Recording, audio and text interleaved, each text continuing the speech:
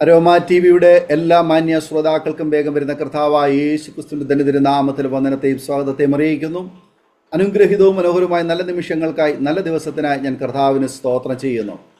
Aroma T വിയുടെ പ്രേക്ഷകരോടൊപ്പം അനുഗ്രഹിക്കപ്പെട്ട ജീവിതത്തിലെ അനുഭവങ്ങളും ദൈവം നടത്തിയ അത്ഭുതകരമായ വേളയും കുറിച്ച് പങ്കുവയ്ക്കേണ്ടതിന് നമ്മുടെ ക്ഷണം സ്വീകരിച്ച് ഇന്ന് ജോയിൻ ചെയ്തിരിക്കുന്നത് കർത്താവിൻ്റെ വിലപ്പെട്ട ദാസൻ പാസ്റ്റർ സാജൻ വർഗീസ് ആണ്. ഡൽഹിയിൽ നിന്ന് കർത്താവിൻ്റെ ദാസൻ നമ്മോട് തുടർന്ന് സംസാരിക്കുന്നു. ശ്രദ്ധയോടെ പ്രാർത്ഥനയോടെ സ്കിപ്പ് ചെയ്യാതെ ഈ വീഡിയോ കാണുകയും കേൾക്കുകയും ചെയ്യാം. കർത്താവിൻ്റെ വിലപ്പെട്ട ദാസൻ പാസ്റ്റർ സാജൻ വർഗീസിനെ തികച്ച സ്നേഹത്തോടും ആദരവോടും കൂടി അരോമ ടിവിയുടെ പ്രേക്ഷകരോടൊപ്പം സമയം ചെലവഴിക്കുന്നതിനായിട്ട് ഞങ്ങൾ സ്വാഗതം ചെയ്തോളൂ. ദൈവത്തിൻ്റെ നാമം വാഴ്ത്തപ്പെടുമാറാകട്ടെ. ഈ അരോമ ടി വി പ്രവർത്തനങ്ങളെ ഓർത്ത് ദൈവത്തിന് സ്തോത്രം ചെയ്യുന്നു. കർത്താവിൻ്റെ ശ്രേഷ്ഠദാസൻ പാസ്റ്റർ ഡാനിയൽ ജോൺ ഗുജറാത്ത് ഇതിലേക്ക് ക്ഷണിക്കുകയും അനുഭവങ്ങൾ പങ്കുവെക്കുവാൻ ഇങ്ങനെ അവസരങ്ങൾ ഒരുക്കി തന്നതിനെയും ഓർത്ത് ഞാൻ ദൈവത്തിന് സ്തോത്രം ചെയ്യുന്നു. പ്രത്യേകിച്ച് അരോമ ടി വിയുടെ എല്ലാ പ്രേക്ഷകരെയും ഓർത്ത് ഞാൻ ദൈവത്തിന് സ്തോത്രം ചെയ്യുന്നു. ഈ ഷെയറിങ്ങിലൂടെ, ഈ മിനിസ്ട്രിയിലൂടെ കർത്താവിൻ്റെ ദാസനും ഈ ടി വി പ്രവർത്തനങ്ങളിൽ കൂടെ അനേക ജീവിതങ്ങൾ അനുഗ്രഹിക്കപ്പെടുന്നു എന്ന് എനിക്കും കേൾക്കുവാനിടയായിട്ടുണ്ട്. ഞാൻ അതിനായിട്ട് ദൈവത്തെ സ്തുതിക്കുന്നു. സ്തോത്രം. എല്ലാ പ്രേക്ഷകരെയും ഞാൻ എൻ്റെ സാക്ഷ്യം കേൾക്കുവാനായി ക്ഷണിക്കുന്നു. ദൈവം നിങ്ങളെല്ലാവരെയും അനുഗ്രഹിക്കട്ടെ. അവൻ്റെ ദാസൻ ഓർപ്പിച്ചതുപോലെ എൻ്റെ പേര് സാജൻ വർഗീസ് എന്നാണ്. എൻ്റെ വൈഫിൻ്റെ പേര് ലൗസി സാജൻ. ഞങ്ങൾക്ക് 3 കുഞ്ഞുങ്ങളുണ്ട്. മൂത്ത മോന് ജോഷുവ സാജൻ വർഗീസ്, രണ്ടാമത്തെ മോന് ഡാനിയേൽ സാജൻ വർഗീസ്, ഇളയത് മോള് സാറ സാജൻ വർഗീസ്. അങ്ങനെ ഞങ്ങൾ കുടുംബമായിട്ട് കർത്താവിൻ്റെ വേലയിൽ ആയിരിക്കുന്നു. ദൈവദാസൻ ഓർപ്പിച്ചതുപോലെ ഡൽഹിയിലാണ് ദീർഘവർഷങ്ങളായിട്ട് ഞങ്ങളിപ്പോൾ ആയിരിക്കുന്നത്. എൻ്റെ ജീവിത സാക്ഷ്യത്തോടുള്ള ബന്ധത്തിൽ ചില കാര്യങ്ങൾ ഞാൻ തുറന്നു പറയുകയും ഒക്കെ ചെയ്യുമ്പോൾ സ്തോത്രം, അത് എല്ലാവർക്കും അനുഗ്രഹമായി തീരട്ടെ. എൻ്റെ പേര് സാജൻ വർഗീസ് എന്നാണ്. ഞാൻ ജനിച്ചു വളർത്തപ്പെട്ടത് കേരളത്തിലാണ്. കേരളത്തിൽ ഒരു മാർത്തമ കുടുംബത്തിൽ ഞാൻ ജനിച്ചു വളർത്തപ്പെടുവാനിടയായി. എൻ്റെ മാതാപിതാക്കളുടെ പേര്, എൻ്റെ പപ്പയുടെ പേര് വർഗീസ്, KV വർഗീസ്. അദ്ദേഹത്തെ കുഞ്ഞൂട്ടി എന്ന് വിളിക്കും. അപ്പം അദ്ദേഹവും മാർത്തമ ബാക്ക്ഗ്രൗണ്ടിലാണ് ജനിച്ചു വളർത്തപ്പെട്ടത്. അതുപോലെ എൻ്റെ മദർ ഒരു ഓർത്തഡോക്സ് ദാസ്തിക കുടുംബത്തിലാണ് ജനിച്ചു വളർത്തപ്പെട്ടത്. അപ്പോൾ അങ്ങനെ എൻ്റെ അമ്മയ്ക്ക് 16 വയസ്സുള്ളപ്പോൾ, എൻ്റെ ഓർമ്മ ശരിയാണെങ്കിൽ, എൻ്റെ പിതാവ് വിവാഹം കഴിച്ചു. അങ്ങനെ എൻ്റെ അമ്മയ്ക്ക് 17ാമത്തെ വയസ്സായപ്പോൾ ഞാൻ ഉണ്ടായി. ഞങ്ങള് 5 പേരാണ് ഞങ്ങളെല്ലാവരും. ഞങ്ങള് 3 സഹോദരന്മാരും 2 സഹോദരിമാരും. അങ്ങനെ 5 മക്കളാണ് ഞങ്ങളുടെ മാതാപിതാക്കൾക്ക് ദൈവം കൊടുത്തത്. അപ്പോൾ എൻ്റെ ബാല്യകാല ജീവിതം വളരെ പ്രയാസങ്ങളും പ്രതികൂലങ്ങളും ഒക്കെ നിറഞ്ഞ അനുഭവങ്ങളായിരുന്നു. എൻ്റെ മാതാവും പിതാവും സമുദായ കെട്ടുപാടിൽ ജനിച്ചു വളർത്തപ്പെട്ടു. അങ്ങനെ അവർ മുമ്പോട്ട് പോകുന്നു. ആ സാമുദായികമായിട്ടുള്ള വിശ്വാസ പ്രമാണങ്ങളിലൊക്കെ ഞങ്ങളെ വളർത്തിക്കൊണ്ട് വന്നു എന്നുള്ളത് വളരെ സത്യപരമായ ഒരു കാര്യമാണ്. അപ്പോൾ തന്നെ നമ്മൾ ദൈവവചനം പഠിച്ചു വരുമ്പോൾ മനസ്സിലാക്കുന്ന ഒരു കാര്യം, യഥാർത്ഥമായിട്ട് അല്ലെങ്കിൽ ആ വചനത്തിന്റെ പേഴ്സ്പെക്റ്റീവിൽ അല്ലാത്ത ഒരു തലമായതുകൊണ്ട് പലപ്പോഴും ഈ ആത്മീയ ജീവിതത്തിന്റെ അന്തസത്ത എന്താണെന്ന് മനസ്സിലാക്കുവാൻ കഴിയാവുന്നത് കൊണ്ട് എൻ്റെ പേരൻസും അവരെല്ലാം ലോകപരമായിട്ടുള്ള ഒരു തലത്തിൽ കൂടെ പോയ അനുഭവങ്ങളുണ്ട്. സ്തോത്രം. എൻ്റെ ഓർമ്മ വെച്ച നാൾ മുതൽ പപ്പ ബിസിനസ് ചെയ്യുന്നു. ആ ബിസിനസ്സിൽ കൂടെ അദ്ദേഹത്തിന് യാതൊരു നന്മയും കാണുവാൻ കഴിയാതെ ഭാരപ്പെടുന്ന അനുഭവങ്ങൾ എൻ്റെ ഓർമ്മ വെച്ച നാൾ മുതൽ ഞാൻ കണ്ടിട്ടുണ്ട്. ആ വിഷയത്തോടുള്ള ബന്ധത്തിൽ കുടുംബത്തിൽ പല ബുദ്ധിമുട്ടുകൾ, പ്രയാസങ്ങൾ ഉണ്ടാകുന്ന അനുഭവങ്ങൾ ഞങ്ങൾക്ക് കാണുവാൻ, പ്രത്യേകിച്ച് എനിക്ക്, എൻ്റെ സഹോദരങ്ങൾ എന്നെക്കാട്ടില് ഇളയത്തുങ്ങളാണ്. 5 പേരിൽ ഞാനാണ് ഏറ്റവും മൂത്തത്. അപ്പൊ ആ നിലയിൽ എൻ്റെ ഓർമ്മ വെച്ച നാൾ മുതൽ വീട്ടിലെ സമാധാനമില്ലാത്ത അനുഭവങ്ങൾ, മാതാവും പിതാവും തമ്മിൽ പല കുടുംബങ്ങളിലുള്ളതുപോലെ, എങ്കിലും പള്ളിയിലൊക്കെ പോകും, ആ നിലയിൽ കടന്നു പോകുന്നെങ്കിലും യാതൊരു സന്തോഷമോ സമാധാനമോ ഒന്നും ഇല്ലാത്ത അനുഭവങ്ങളാണ്. അപ്പോൾ അങ്ങനെ ജീവിതം ഇങ്ങനെ മുന്നോട്ട് പോയിക്കൊണ്ടിരിക്കുമ്പോൾ എൻ്റെ പിതാവ്, ഞങ്ങൾ 4 മക്കളുണ്ടായതിന് ശേഷം, എൻ്റെ 4 ഉണ്ടായതിന് ശേഷം എന്ന് ഞാൻ പറഞ്ഞു വരുന്നത്, സംസാരിച്ചു വരുമ്പോൾ അത് ഇളയ മോളുണ്ടായ സമയത്തെ കാര്യങ്ങൾ പറയുമ്പോൾ അത് മനസ്സിലാവും. ഞങ്ങൾ 4 മക്കളുണ്ടായതിനു ശേഷം എൻ്റെ പിതാവ് ബോംബെയിലേക്ക് പോവുകയാണ്. എല്ലാം നാട്ടിൽ ചെയ്ത ബിസിനസ്സും എല്ലാം നഷ്ടപ്പെട്ട് നിരാശനായി അദ്ദേഹം ഞങ്ങളെ വളർത്തേണ്ടതിനായിട്ട് ബോംബെയിലേക്ക് പോവുകയാണ്. അപ്പൊ എൻ്റെ മദറിനെ വിവാഹം കഴിക്കുന്നതിന് മുമ്പ് അദ്ദേഹം ബോംബെയിലായിരുന്നു എന്ന് ഞാൻ കേട്ടിട്ടുണ്ട്. അപ്പൊ വിവാഹം കഴിച്ചതിന് ശേഷം നാട്ടിലെ ബിസിനസ്സും കാര്യങ്ങളും ഒക്കെ ചെയ്തു വന്നു. അതിലെല്ലാം വളരെ പരാജയങ്ങളുടെ അനുഭവങ്ങൾ കടന്നു വന്നു. അങ്ങനെ അവസാനം പിന്നെയും അദ്ദേഹം, ഞങ്ങൾ 4 മക്കൾ ഉണ്ടായതിനു ശേഷം ബോംബെയിലേക്ക് കടന്നു പോവുകയാണ്. അങ്ങനെ ബോംബെയിലേക്ക് അദ്ദേഹം കടന്നുപോയി. പോയതിനു ശേഷം പിന്നെ 5 വർഷം കഴിഞ്ഞാണ് അദ്ദേഹം തിരിച്ചു വരുന്നത്. അപ്പൊ ആ 5 വർഷം കഴിഞ്ഞ് തിരിച്ചു വരുമ്പോൾ അദ്ദേഹം ഒരു പുതിയ വ്യക്തിയായിട്ടാണ് വരുന്നത്. അതാണ് ഞാൻ ഈ ഹൈലൈറ്റ് പറഞ്ഞു വരുവാൻ വേണ്ടി ശ്രമിക്കുന്നത്. എന്ന് പറഞ്ഞാൽ എനിക്ക് ഞാനൊരു 4-5 പഠിക്കുമ്പോൾ അദ്ദേഹം പോകുന്നു. പിന്നെ ഒരു 5 വർഷം കഴിയുമ്പോഴാണ് അദ്ദേഹം വരുന്നത്. അപ്പോഴത്തേക്ക് ഞങ്ങൾ അല്പം മച്യൂരിറ്റി ലെവലിലേക്കൊക്കെ വന്നല്ലോ, ടീനേജിലേക്കൊക്കെ ഞങ്ങൾ വന്നു. അപ്പൊ അദ്ദേഹം വരുന്നത് രക്ഷിക്കപ്പെട്ട് സ്നാനപ്പെട്ട് ഒരു ദൈവവേദലായിട്ടാണ് വരുന്നത്. അപ്പൊ അദ്ദേഹത്തിന്റെ സാക്ഷ്യം പപ്പ ഇങ്ങനെ പറഞ്ഞ് ഞങ്ങൾ കേട്ടിട്ടുണ്ട്. അദ്ദേഹത്തിന് ജോലി കിട്ടാതെ വളരെ ഭാരപ്പെട്ട് മുംബൈയുടെ പ്രദേശത്ത് ആത്മഹത്യക്ക് പോലും ശ്രമിച്ച അനുഭവങ്ങൾ അദ്ദേഹത്തിനുണ്ട്. അപ്പൊ അങ്ങനെ ഇരിക്കുകയാണ് ദൈവം അദ്ദേഹത്തെ സന്ദർശിക്കുന്നതും യേശുക്രിസ്തുവിലേക്ക് പൂർണ്ണമായി കടന്നു വരുന്നതും സ്നാനപ്പെട്ട് ദൈവസന്നിധിയിൽ കടന്നു വരുന്നു. അപ്പൊ ആ ഒരു വലിയ സന്തോഷത്തിൽ 5 വർഷം അദ്ദേഹം തിരിച്ചു സന്തോഷത്തോടെ ഭവനത്തിൽ വരുമ്പോൾ അദ്ദേഹത്തിന്റെ ആ പെന്തക്കോസ്തിലേക്കുള്ള വരവ് എൻ്റെ അമ്മ ഉൾപ്പെടെ ഞങ്ങൾക്കാർക്കും അക്സെപ്റ്റ് ചെയ്യാനായിട്ട് കഴിഞ്ഞില്ല. കാരണം അങ്ങനെ ഒരു പാരമ്പര്യം നമുക്കില്ലാത്തതുകൊണ്ട്. ഒരുപക്ഷെ ഈ കഴിഞ്ഞ ദിവസങ്ങളില് നമ്മുടെ അടൂരിനടുത്തുള്ള ലൈഫ് ലൈൻ ഹോസ്പിറ്റൽ, അദ്ദേഹം ഡോക്ടർ പാപ്പച്ചൻ, അദ്ദേഹം എൻ്റെ മദറിൻ്റെ മാവിയുടെ മോനാണ്. അപ്പോൾ അദ്ദേഹവും കുടുംബപരമായിട്ടൊക്കെ ഞങ്ങൾക്ക് ഭയങ്കര ബന്ധങ്ങളുണ്ട്. എൻ്റെ അമ്മയൊക്കെ ചെറുപ്പകാലം മുതൽ വളരെ അവർ സഹോദരങ്ങളല്ലേ, ആ നിലയിൽ ഫസ്റ്റ് കസിൻസ് ആണല്ലോ, ആ നിലയിലുള്ള ബന്ധങ്ങൾ. അപ്പം ആ കാലഘട്ടങ്ങളിൽ മദറിൻ്റെ വീട്ടുകാര്, എൻ്റെ അമ്മയുടെ പപ്പയും മദറും സഹോദരങ്ങളും അവരെല്ലാം ഓർത്തഡോക്സ് ബാക്ക്ഗ്രൗണ്ടാണ്. അപ്പൊ അങ്ങനെയുള്ള ഒരു തലത്തിൽ നിന്ന് പെന്തക്കോസിലേക്ക് അമ്മ വരുന്നു. പപ്പയുടെ ബാക്ക്ഗ്രൗണ്ട് എല്ലാം മാർത്തമ്മ ബാക്ക്ഗ്രൗണ്ട്. അപ്പൊ അതിൽ നിന്നൊക്കെ പെന്തക്കോസ് അനുഭവത്തിലേക്ക് വന്നപ്പോൾ അതിൻ്റെതായ ബുദ്ധിമുട്ടുകളും സാഹചര്യങ്ങളൊക്കെ അന്നുണ്ടായിരുന്നു. എന്നാൽ അതൊക്കെ പിടിച്ച് പപ്പ വിശ്വാസത്തിൽ ശക്തമായിട്ട് മുന്നേറുന്നത് ഞാനിങ്ങനെ കണ്ടുകൊണ്ടേയിരുന്നു. എന്നാൽ അദ്ദേഹത്തിന്റെ ആ മാനസാന്തരവും ഞങ്ങളോട് പറയുന്നതായ ആ കാര്യങ്ങളും ഒക്കെ ഞങ്ങൾക്ക് അക്സെപ്റ്റ് ചെയ്യാൻ ബുദ്ധിമുട്ടുണ്ടായിരുന്നു. അപ്പൊ ഞാൻ സ്കൂളിൽ 10ാം ക്ലാസ് പ്രീ ഡിഗ്രി ലെവലിലേക്കുള്ള ആ ടൈമിലൊന്നും വിശ്വാസത്തിലേക്ക് വന്നിട്ടില്ല. അർത്ഥമാ ബാക്ക്ഗ്രൗണ്ടിൽ തന്നെ ശക്തമായിട്ട് ഇങ്ങനെ പൊയ്ക്കൊണ്ടിരിക്കുന്നു. ആ ചെറുപ്രായത്തിൽ തന്നെ ലോകപരമായിട്ടുള്ള പല കാര്യങ്ങളിലും ഇൻവോൾവ് ആയി ദൈവത്തെ മറന്ന്, അല്ലെങ്കിൽ ആത്മീയ ജീവിതത്തിന്റെ ആ അന്തസത്ത എന്താണെന്ന് തിരിച്ചറിയുവാൻ കഴിയാതെ ആ പാരമ്പര്യത്തിന്റെ രീതിയിൽ തന്നെ അറിയാവുന്ന അല്ലെങ്കിൽ പഠിപ്പിച്ചു നൽകിയതായ ആ സൺഡേ സ്കൂളിൽ നിന്നൊക്കെ ലഭിച്ചതായ രീതിയിൽ തന്നെ സംസാരിക്കുകയും തർക്കിക്കുകയും എതിർത്ത് നിൽക്കുകയും ചെയ്യുന്ന ഒരനുഭവങ്ങൾ അന്ന് എൻ്റെ ബാല്യകാല ജീവിതത്തിലുണ്ട്. എന്നെ കേൾക്കുന്ന പ്രിയപ്പെട്ടവര്, ഞാനിത് പറയുമ്പോൾ അതിൽ നിന്നൊക്കെ, അല്ലെങ്കിൽ ആ ഒരു മൈൻഡ് സെറ്റപ്പിൽ നിന്നൊക്കെ ദൈവം വിടുവിച്ചെടുത്ത ആ സ്ഥലത്ത് ആ വിഷയത്തിലേക്ക് കടന്നു വരികയാണ്. സ്തോത്രം. ദൈവം എങ്ങനെ നമ്മളെ തൊട്ടു, എങ്ങനെ നമ്മളെ സന്ദർശിച്ചു എന്നുള്ളത്.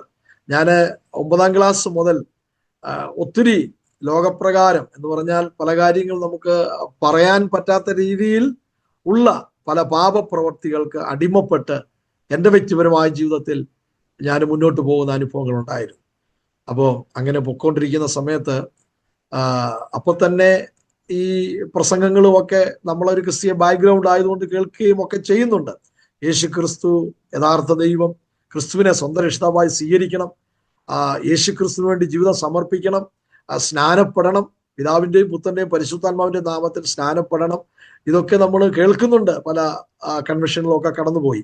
എന്നാൽ അതിലൊപ്പം ആ നിലയിൽ പോകണ്ട, നമ്മളെ പഠിപ്പിച്ച ഒരു പാരമ്പര്യമുണ്ട്, അതിൽ നിന്നാ മതി എന്നുള്ള ചിന്താഗതികളിൽ നമ്മൾ മുന്നോട്ട് പോവുകയാണ്.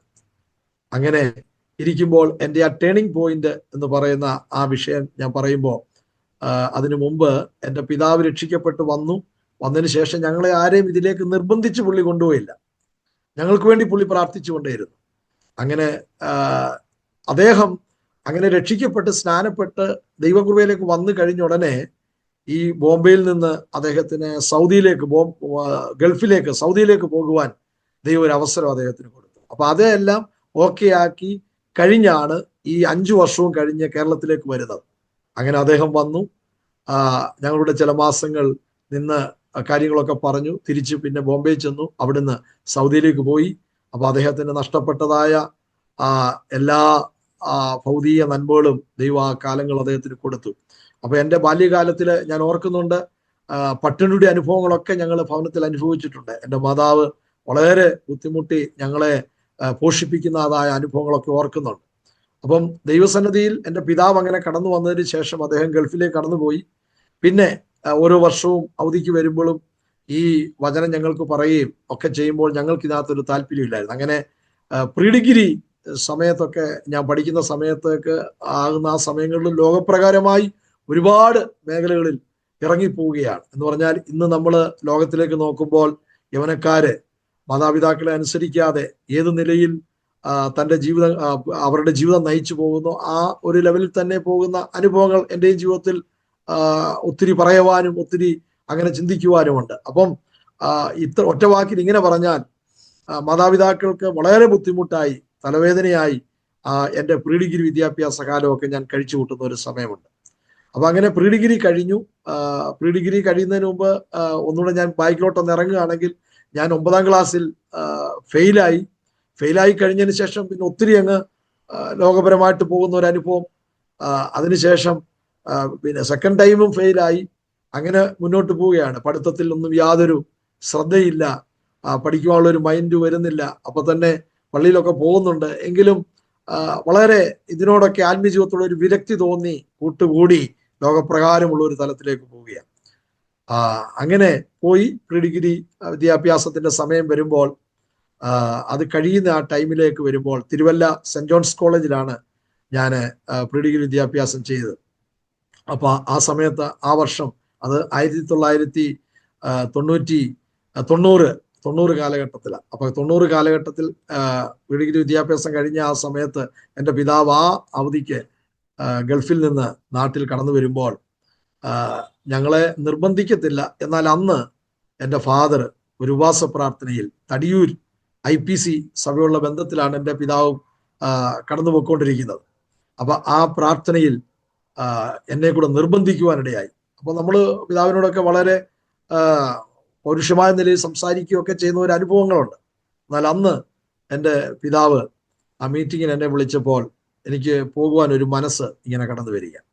അപ്പം ഈ മനസ്സ് വരുന്നതിന് കുറച്ച് വർഷങ്ങൾക്ക് പുറകിലേക്ക് ചിന്തിക്കുമ്പോൾ എൻ്റെ മാതാവും പിതാവിനോട് കൂടെ വിശ്വാസ ജീവിതത്തിൽ കടന്നു വന്നു. പപ്പ രക്ഷിക്കപ്പെട്ട് സ്നാനപ്പെട്ട് 2 വർഷം കഴിഞ്ഞതിന് ശേഷം പ്രിയ മാതാവും കടന്നു വന്നു. അപ്പൊ മാതാവും പിതാവും നല്ല ആത്മീയമായിട്ട് സ്ട്രോങ് ആയിട്ട് മുന്നോട്ട് പോകുന്നു. ഞങ്ങൾ മക്കൾ, ഞാനാണ് മൂത്തത്. എൻ്റെ പ്രീ ഡിഗ്രി വിദ്യാഭ്യാസ സമയം പിന്നെ എൻ്റെ ഇളയത്തുങ്ങൾ എന്നെക്കാട്ടി 2.5 വയസ്സ് എളുപ്പമാണ് എൻ്റെ അനിയൻ. അവൻ്റെ പേര് ബിജു എന്നാണ്. അപ്പൊ അവനിപ്പോൾ ഓസ്ട്രേലിയയിലുണ്ട്. അപ്പൊ അവൻ ഇങ്ങനെ വിശ്വാസത്തിൽ വന്നിട്ടില്ല. അതുപോലെ അവൻ്റെ ഇളയത് എൻ്റെ ഒരു പെങ്ങള് മിനി വർഗീസ്, അവളും അങ്ങനെ വന്നിട്ടില്ല. അവിടെ ഇളയത് ബിനു വർഗീസ്, ബിനുവും വിശ്വാസത്തിൽ വന്നിട്ടില്ല. പിന്നെ പപ്പ ഗൾഫിന് പോയതിന് ശേഷം ആണ് എനിക്ക് ഇളയൊരു പെങ്ങൾ ഉണ്ടാകുന്നത്. അതാണ് ഞാൻ ബോംബെക്ക് പോകുന്ന സമയത്ത് ഞങ്ങൾ 4 പേരേ ഉള്ളൂ. പിന്നെ പപ്പ ബോംബെയിൽ നിന്ന് ഗൾഫിന് പോയി തിരിച്ചു വരുമ്പോഴാണ് ഇളയ മോൾ ഉണ്ടാകുന്നത്, എൻ്റെ പെങ്ങള്. അപ്പൊ അവിടെ പേര് സിനി വർഗീസ്. അപ്പൊ ഞങ്ങള് അവളപ്പൊ പെന്തക്കോസ്തിൽ പപ്പ വന്നതിന് ശേഷമാണ് അവൾ ജനിക്കുന്നത്. അപ്പം അങ്ങനെയാണ് ഞങ്ങൾ 5 പേര്. സ്തോത്രം. അപ്പം ഞാൻ പറഞ്ഞു വന്നത്, ആ വർഷം ഞാനിങ്ങനെല്ലാം ഓർമ്മയിൽ എടുത്തു പറയുന്നത് കൊണ്ട് വളരെ ശ്രദ്ധയോടെ അതിങ്ങനെ ചിന്തിക്കുകയാണ്. അപ്പം പിതാവ് ഗൾഫിൽ നിന്ന് ആ വർഷം, ഞാൻ പ്രീ ഡിഗ്രി കഴിഞ്ഞ ആ വർഷം വരുമ്പോൾ എന്നെ നിർബന്ധിക്കുകയാണ്. അങ്ങനെ നിർബന്ധിച്ച് ഞാൻ അദ്ദേഹത്തിൻ്റെ കൂടെ തടിയൂർ IPC ഒരു ഉപവാസ പ്രാർത്ഥന നടക്കുക. ആ ഉപവാസ പ്രാർത്ഥന 1990 ഡിസംബർ മാസത്തിൽ നടക്കുന്ന ഉപവാസ പ്രാർത്ഥനയിൽ എന്നെ എൻ്റെ ഫാദർ വിളിക്കുകയും ഞാൻ അങ്ങനെ കടന്നു പോവുകയാണ്. ആ ഉപവാസ പ്രാർത്ഥന എൻ്റെ ജീവിതത്തിൽ ഒരു വലിയ ടേണിംഗ് പോയിന്റ് ആയിട്ട് മാറുകയാണ്. അന്ന് ആ ഉപവാസ പ്രാർത്ഥനയിൽ ഡിസംബർ മാസത്തിലെ കാത്തിരിപ്പ് യോഗത്തോടുള്ള ബന്ധത്തിൽ ആ പ്രാർത്ഥനയിൽ ദൈവദാസന്മാർ അനേകർ വന്ന് ശുശ്രൂഷിക്കുന്നു. അപ്പൊ ആ ഒരു ശനിയാഴ്ച ദിവസം രാത്രിയിലെ ശുശ്രൂഷയിൽ ഒരു കർത്തദാസൻ ദൈവവചന ശുശ്രൂഷിക്കുകയും അദ്ദേഹത്തിന്റെ ആ ശുശ്രൂഷയിലൂടെ ദൈവാത്മാവ് ശക്തമായിട്ട് അദ്ദേഹത്തോട് സംസാരിച്ചു.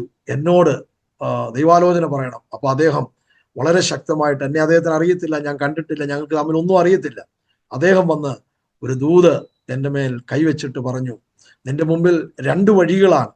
ഒന്ന് ജീവന്റെ വഴി, മറ്റേത് നാശത്തിന്റെ വഴി. ഇപ്പോൾ നീ തുറന്നു പൊയ്ക്കൊണ്ടിരിക്കുന്ന ആ വഴിയിലൂടെ പോയാൽ ആ നാശത്തിന്റെ പാതിലൂടെ ചെന്നാൽ നിത്യനരകത്തിലേക്ക് ചെന്നെത്തും. എന്നാൽ ഇവിടെ നിന്ന് തീരുമാനിച്ച് ജീവന്റെ വഴിയിലേക്ക്, കർത്താവിന്റെ വഴിയിലേക്ക് കടന്നു വരുവാനൊന്ന് സമർപ്പിച്ചു കൊടുത്താൽ ഞാൻ നിന്നെ ജീവന്റെ വഴിയിലൂടെ ആ അനുഗ്രഹത്തോടെ നടത്തുന്നൊരു ദൂത്.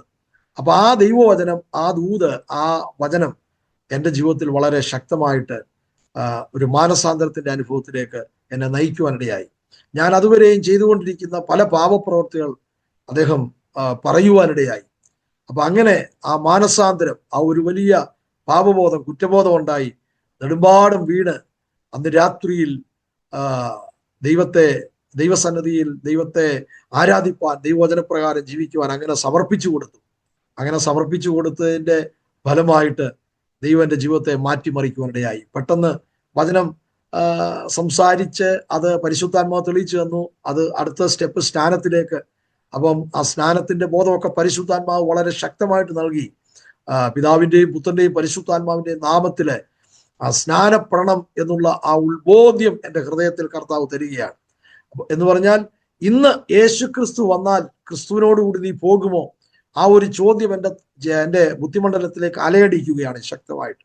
അങ്ങനെ എന്നെ തന്നെ സമർപ്പിക്കുകയും ഞാൻ എൻ്റെ പിതാവിനോട് ചെന്ന് പറയുകയാണ്, എനിക്ക് സ്നാനപ്പെടണം എന്ന് പറയുമ്പോൾ നീ വെയിറ്റ് ചെയ്യും. അപ്പൊ എൻ്റെ ആ സംസാരവും ശൈലിയും എല്ലാം എൻ്റെ പേരൻസ് കണ്ടിട്ട് അവർക്ക് മനസ്സിലായി എന്തോ എന്നിൽ സംഭവിച്ചു. അതവർക്ക് വ്യക്തതയോടെ അവർക്ക് മനസ്സിലായി. അപ്പൊ എനിക്ക് വലിയൊരു കൂട്ടുകെട്ടിന്റെ ശൃംഖലയുണ്ട്. എൻ്റെ ജീവിതത്തിൽ സംഭവിച്ച ആ മാറ്റം. അടുത്ത ദിവസം ഞാൻ ക്ലാസ്സിലേക്ക് ചെല്ലുന്ന സമയത്ത്, പ്രീ ഡിഗ്രിയിൽ ആ ക്ലാസ്സിലേക്ക് ചെല്ലുന്ന സമയത്ത് ഒരു ഭയങ്കര മാറ്റം എന്നിൽ എല്ലാവരും കാണുക. അപ്പൊ നിനക്ക് എന്തോ പറ്റി എൻ്റെ കൂട്ടുകാരൊക്കെ എന്നോട് ചോദിക്കുന്നുണ്ട്. അപ്പൊ ഞാൻ പറയുന്നുണ്ട്, അത് ഓൾഡ് സാജൻ മരിച്ചു, ഒരു പുതിയ സാജനാണിത് എന്ന് അവരോട് പറയുകയാണ്. അപ്പൊ എല്ലാ ജീവിതത്തിലും ദൈവാത്മാവ് എന്നെ ഇങ്ങനെ ഒരുക്കിക്കൊണ്ട് വരികയാണ്. അങ്ങനെ ഒരുക്കിക്കൊണ്ട് ഞാൻ എന്നെ തന്നെ സമർപ്പിച്ചു. അങ്ങനെ അവിടെ തടിയൂർ IPC സഭയുടെ സ്ഥലം ശുശ്രൂഷകനായിരിക്കുന്ന PV എബ്രഹാം എന്ന് പറഞ്ഞ ഒരു കർത്താവിന്റെ ദാസനാണ് അന്ന് ശുശ്രൂഷിക്കുന്നത്. അദ്ദേഹത്തോട് ചെന്ന് സംസാരിച്ചു, ഇങ്ങനെ സ്നാനപ്പെടണം, എൻ്റെ ആ ചേഞ്ചസ് എല്ലാം അവർക്ക് മനസ്സിലായി. അപ്പൊ അദ്ദേഹം പറഞ്ഞു, കുറച്ച് ദിവസം കൂടെ വെയിറ്റ് ചെയ്യണം, അതെന്താണെന്ന് പഠിച്ച് മനസ്സിലാക്കണം എന്നൊക്കെ അദ്ദേഹം പറഞ്ഞു. അപ്പൊ എന്നെ ഈ സമുദായത്തിൽ നിൽക്കുമ്പോഴും അവിടുന്ന് വരുമ്പോഴും ഒന്നും പെന്തക്കോസ് ആരാധനയിലേക്കൊന്നും ഞങ്ങൾ ശക്തമായിട്ട് പോകത്തില്ല. എങ്കിലും എൻ്റെ ഫ്രണ്ട്സ് ഒക്കെ ആയിരിക്കുന്ന ചില സഹോദരങ്ങൾ പെന്തക്കോസ് അനുഭവമുള്ളവരാണ്. അതിലൊരാൾ ദുബൈയിലുണ്ട്, മോനച്ചൻ എന്ന് പറയും. അപ്പൊ അദ്ദേഹം എന്നെ ഇങ്ങനെ മീറ്റിങ്ങിന് വിളിച്ചുകൊണ്ട് പോകും. അതുപോലെ എൻ്റെ ഒരു ഫ്രണ്ട് ആ സഭയിൽ തന്നെയുള്ള ഒരു കർത്താവിന്റെ ദാസന്റെ മോനാണ് ചാർലി എന്ന് പറയുന്നത്. ഞങ്ങൾ ഫിലിപ്പ് എന്ന് വിളിക്കും, ഫിലിപ്പ് ചാക്കോ ചാർലി. അദ്ദേഹം ഇന്ന് UK അപ്പൊ ഇദ്ദേഹമൊക്കെ കൺവെൻഷനും മീറ്റിങ്ങുകളും ഒക്കെ എന്നെ കൊണ്ടുപോകും. അപ്പൊ അവരെല്ലാം ഇത് കേട്ട് കഴിഞ്ഞപ്പോൾ ഭയങ്കര സന്തോഷമായി. അങ്ങനെ പാസ്റ്ററോട് ഞങ്ങൾ ഒരുമിച്ച് പറയുകയാണ്. അങ്ങനെ 1991 ജനുവരി മാസത്തിലെ കുമ്പനാട് ഹെബ്രോനിൽ നടക്കുന്ന ആ മഹാ കൺവെൻഷനിൽ ഞാൻ കർത്താവിനെ ജലത്തിൽ സാക്ഷിപ്പാൻ ദൈവം എൻ്റെ ജീവിതത്തിൽ ഭാഗ്യം നൽകി. എന്നെ സ്നാനപ്പെടുത്തിയത് മല്ലപ്പള്ളിയിലുള്ള ഫാസ്റ്റർ CV ജോൺ. അദ്ദേഹം ഈ അടുത്ത സമയത്ത് കർത്താവിന്റെ സന്നിധിയിൽ ചേർക്കപ്പെടുവാനിടയായി. അപ്പൊ അദ്ദേഹത്തിന്റെ കൈക്കീഴിലെ എരവേരിൽ വെച്ച് സ്നാനപ്പെടുവാൻ ദൈവം എൻ്റെ ജീവിതത്തിൽ ഭാഗ്യം നൽകി. അപ്പൊ സ്നാനപ്പെട്ട് കഴിഞ്ഞ ഉടനെ എൻ്റെ ഹൃദയത്തിനകത്ത് കർത്താവിനോട് അധികം പറ്റിയിരിക്കണമെന്നുള്ള ആ ഒരു വലിയ ചിന്ത ഭരിച്ചുകൊണ്ടേ ഇരിപ്പാനിടയായി. അപ്പോഴത്തേന് പ്രീ ഡിഗ്രി വിദ്യാഭ്യാസമൊക്കെ കഴിഞ്ഞു. അപ്പം കേരളത്തിൽ എനിക്ക് നിൽക്കുവാൻ ഒരു താല്പര്യം വരുന്നില്ല. കാരണം എൻ്റെ കൂട്ടുകെട്ടും അങ്ങനെയുള്ള ഒരു ശൃംഖല എനിക്ക് ശക്തമായിട്ടുണ്ടായിരുന്നുകൊണ്ട് പെട്ടെന്ന് എങ്ങോട്ടേലും അങ്ങ് പോകാം എന്നൊക്കെയുള്ള ഒരു ചിന്തയിൽ ഞാനിങ്ങനെ ചിന്തിപ്പാനിടയായി. ആ സമയത്ത് ആ സ്നാനപ്പെടുന്ന ആ സമയം, ആ ഇയർ 91 എൻ്റെ പിതാവ് ഗൾഫിൽ നിന്ന് ജോലി അദ്ദേഹത്തിന് തിരിച്ച് നാട്ടിൽ വരേണ്ടതായിട്ട് വന്നു. അപ്പൊ അദ്ദേഹം തിരിച്ചു നാട്ടിൽ വരുന്നത് അദ്ദേഹത്തിന്റെ ബ്ലഡിനകത്ത് ഒരു അസ്വസ്ഥത എന്ന് പറഞ്ഞാൽ കൊളസ്ട്രോൾ കൂടി അങ്ങനെ ഉള്ള ചില അസ്വസ്ഥതകളൊക്കെ വന്നിട്ട് ആ കമ്പനിയിൽ മെഡിക്കൽ ആ വർഷം ഫിറ്റ് ആകാതെ അദ്ദേഹം തിരിച്ചു വരികയാണ്. അപ്പൊ തിരിച്ചു വന്ന് അദ്ദേഹം ഉപവസിച്ചു, പ്രാർത്ഥിച്ചു. അങ്ങനെ അദ്ദേഹത്തിന്റെ ബ്ലഡിനകത്തുണ്ടാകുന്ന സകല പ്രോബ്ലവും മാറി. അങ്ങനെ രോഗസൗഖ്യം എൻ്റെ പിതാവിന് കിട്ടി. ആ ഒരു അനുഭവമുണ്ട്. അപ്പം അദ്ദേഹം തിരിച്ച് നാട്ടിൽ വന്നതിന് ശേഷം പിന്നെ മറ്റു പല കാര്യങ്ങൾ തുടങ്ങാനോ എടുക്കാനോ അല്ലെങ്കിൽ ഭവനത്തിന്റെ ഉപജീവന മാർഗത്തോടുള്ള ബന്ധത്തിൽ പല കാര്യങ്ങൾ ചെയ്യുവാൻ ബുദ്ധിമുട്ടായ ഒരു അവസരങ്ങളിലേക്കൊക്കെ വന്നു. അപ്പൊ അങ്ങനെ നിൽക്കുമ്പോൾ ഞാൻ സ്നാനപ്പെട്ടു വന്നു, പ്രീ ഡിഗ്രി വിദ്യാഭ്യാസം കഴിഞ്ഞു. അപ്പൊ എൻ്റെ പിതാവിനൊരു പ്ലാൻ ഉണ്ടായിരുന്നു, ഒരു ടാക്സി ഒക്കെ എടുത്ത് ആ ടാക്സി ഒക്കെ എന്നെ കൊണ്ട് ഓടിപ്പിച്ച് ആ നിലയിൽ, കാരണം ഞാൻ പഠിത്തത്തിൽ അത്ര ഒരു സ്ട്രോങ് വ്യക്തിയല്ലായിരുന്നു. അപ്പോൾ ഒത്തിരി കുഴപ്പം. എന്നാൽ കർത്താവിന്റെ സന്നിധിയിൽ വന്നു. അപ്പൊ ആ നിലയിൽ ഓക്കെ, ഇനി അവന് മുന്നോട്ട് പഠിക്കാനൊന്നും വലിയ താല്പര്യം ഇല്ലാത്തത് കൊണ്ട് ഒരു ടാക്സി എടുത്ത് അങ്ങനെ കൊടുക്കാം എന്ന് ഒക്കെ ചിന്തിച്ചു എൻ്റെ പിതാവ്. പക്ഷെ എൻ്റെ മദറിന്റെ ആങ്ങള ആ സമയം അദ്ദേഹം പെട്ടെന്ന്, ഇപ്പോഴും അദ്ദേഹം ഓർത്തഡോക്സ് വിശ്വാസി തന്നെയാണ്, അദ്ദേഹം എൻ്റെ പിതാവിനോട്, രാജു വർഗീസ് എന്നാണ് അദ്ദേഹത്തിന്റെ പേര്, അദ്ദേഹം അതിനെ എതിർത്തു. അങ്ങനെ ടാക്സി ഒക്കെ എടുത്ത് മേടിച്ചു കൊടുത്താൽ അവന് ശരിയാകത്തില്ല എന്നൊക്കെ പറഞ്ഞു. അങ്ങനെ ഞാൻ കേരളത്തിൽ നിൽക്കാതെ എൻ്റെ ഒരു ബന്ധുവിൻ്റെ കൂടെ ഞാൻ ജോലി തേടി മധ്യപ്രദേശിലേക്ക് വരികയാണ്. അതായത് 1991 എൻ്റെ ഓർമ്മ ശരിയാണെങ്കിൽ ജൂൺ മാസത്തില് ഞാൻ മധ്യപ്രദേശിൽ കോർബ എന്ന് പറഞ്ഞ സ്ഥലത്തേക്ക് വന്നു. അവിടെ ഞാൻ പലയിടങ്ങളിൽ ജോലി ചെയ്തു. ചെറിയ കമ്പനി മുതൽ പല കമ്പനികളിലൊക്കെ ഇങ്ങനെ മാറി മാറി ജോലി ചെയ്തു. അവസാനം NDPC, നാഷണൽ ടെർമിനൽ പവർ കോർപ്പറേഷനകത്ത് എനിക്ക് ഒരു ജോലി ലഭിക്കാനിടയായി. അപ്പൊ ആ ജോലിയിൽ മുന്നോട്ട് പൊയ്ക്കൊണ്ടിരിക്കുമ്പോൾ കർത്താവിന്റെ വേലയുള്ള ബന്ധത്തിൽ കർത്താവ് എന്നെ വിളിച്ചു. അപ്പോ കർത്താവിന്റെ വേലയാണ് എൻ്റെ ജീവിതത്തിൽ, അതൊരു വ്യക്തത കർത്താവ് എൻ്റെ ഉള്ളിൽ തന്നു. എങ്കിലും അതിൻ്റെ മേലൊന്ന് സമർപ്പിച്ചു കൊടുക്കുവാൻ കഴിയാതെ ജോലിയൊക്കെ ചെയ്ത് മുന്നോട്ട് പോകാം എന്നുള്ള ഒരു ചിന്തയിൽ ഞാനിങ്ങനെ മുന്നോട്ട് പോവുകയാണ്. അപ്പൊ ഞാൻ ആ കോർബായിൽ ഈ NDPCയിൽ ജോലിക്ക് കയറിയ സമയത്ത് എൻ്റെ ഇളയ സഹോദരൻ ബിജു വർഗീസും പ്രീ ഡിഗ്രി വിദ്യാഭ്യാസം കഴിഞ്ഞു, AC മെക്കാനിക്കൊക്കെ പഠിച്ചു. അപ്പൊ പെട്ടെന്ന് ഞാൻ എൻ്റെ സഹോദരൻ ബിജു വർഗീസിനും കൂടെ എൻ്റെ അടുത്തേക്ക് കൊണ്ടുവരികയാണ്. അപ്പൊ ഇതിനിടയ്ക്ക് അത് പറയുമ്പോൾ എന്നെക്കാട്ടിൽ മുമ്പിൽ എൻ്റെ അനുജൻ ബിജു വർഗീസ് സ്നാനപ്പെട്ട് ദൈവകൃപയിലേക്ക് വന്നു. അപ്പൊ അന്ന് അവൻ സ്നാനപ്പെട്ട് ദൈവകൃപയിലേക്ക് വരുന്ന സമയത്ത് എനിക്കൊരു പുച്ഛം പോലായിരുന്നു അവനോട്.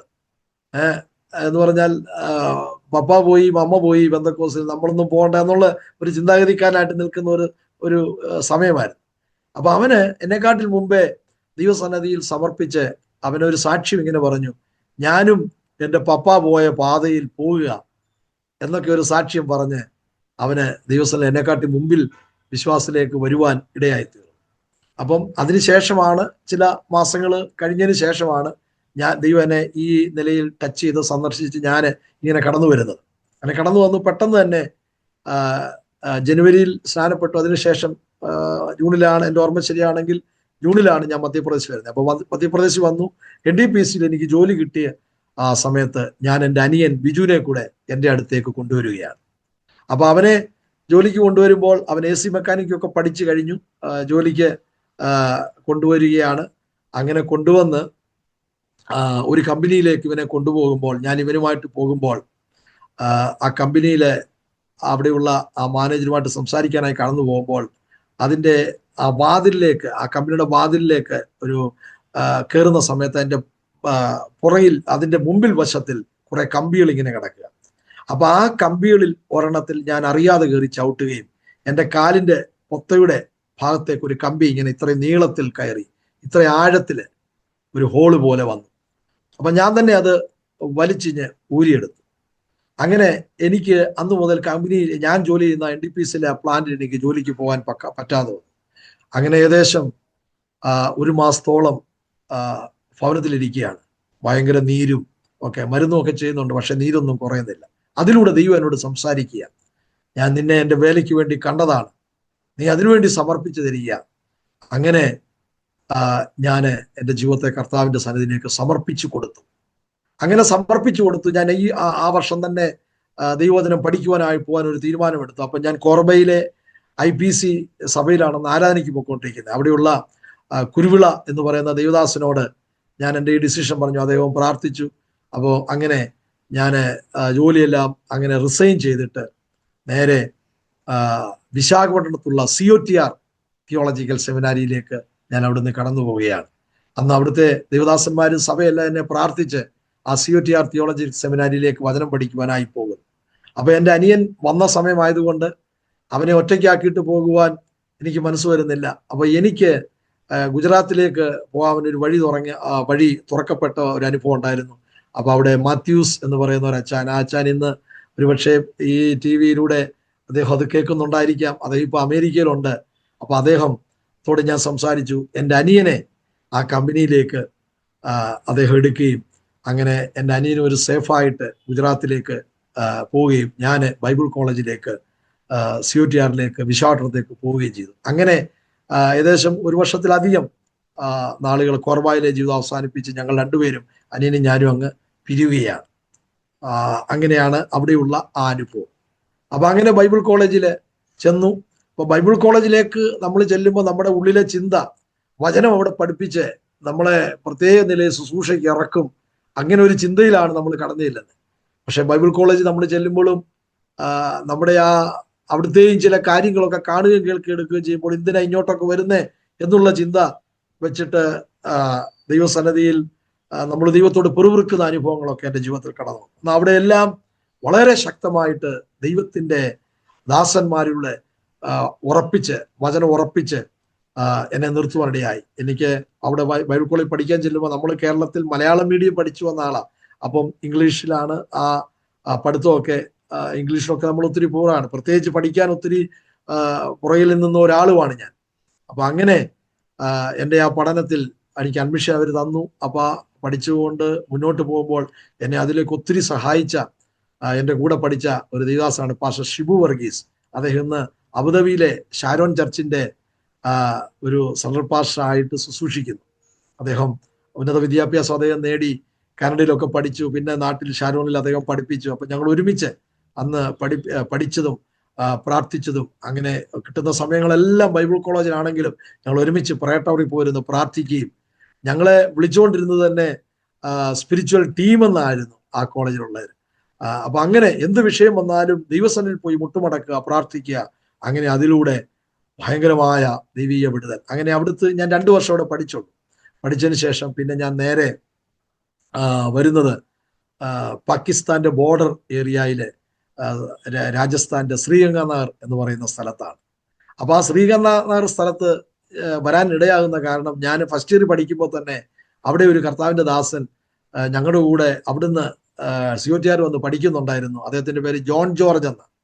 അപ്പൊ ജോൺ ജോർജ് അദ്ദേഹം ഇന്ന് ചർച്ചക്കോടിലെ ഉന്നത സ്ഥാനമൊക്കെ വഹിച്ച് വളരെ അന്നു മുതലേ പൈനിയർ വർക്ക് ചെയ്ത് ഇന്ന് വളരെ ശക്തമായിട്ട് രാജസ്ഥാന്റെ റൈസ് നഗർ ഹനുമാൻഗഡ് ഏരിയയിലെ ആ പ്രവർത്തനങ്ങൾ ശക്തമായിട്ട് അദ്ദേഹത്തിൽ കൂടെ ചെയ്യുന്നു. അദ്ദേഹത്തിന് 3 കുഞ്ഞുങ്ങൾ, 3 പേരെയും വിവാഹം കഴിച്ചു. ഒരു മോനെ അദ്ദേഹവും ശുശ്രൂഷയിലായിരിക്കുന്നു. 2 പെൺകുഞ്ഞുങ്ങൾ, അവരും വിവാഹം കഴിഞ്ഞ് ശുശ്രൂഷയിലായിരിക്കുന്നു. ജോൺ ജോർജ് പാസ്റ്റർ അനുഗ്രഹീതനായ ഒരു കർത്താവിന്റെ ദാസനാണ്. അദ്ദേഹം അനേക ആത്മീയ കാര്യങ്ങൾ പറഞ്ഞു തരികയും ട്രാക്ട് എങ്ങനെ മറ്റുള്ളവർക്ക് കൊടുക്കണം എന്നൊക്കെ പറഞ്ഞ് പഠിപ്പിക്കുകയൊക്കെ ചെയ്ത അനുഭവങ്ങൾ ഞാനിപ്പോൾ ഓർക്കുകയാണ്. അപ്പോൾ അവിടെ വെച്ച് ഞാൻ അവിടെ വെച്ചെന്ന് അദ്ദേഹത്തോട് വർക്ക് ചെയ്യുന്ന സമയത്ത് എനിക്ക് മലേറിയ എന്നൊരു രോഗം പിടിച്ചു. ഈ മലേറിയ പിടിച്ചു കഴിഞ്ഞ് വളരെ ക്ഷീണിതനായി ഭവനത്തിൽ അദ്ദേഹത്തിൻ്റെ കൂടെ ഞാൻ അവിടെ വിശ്രമിക്കുമ്പോൾ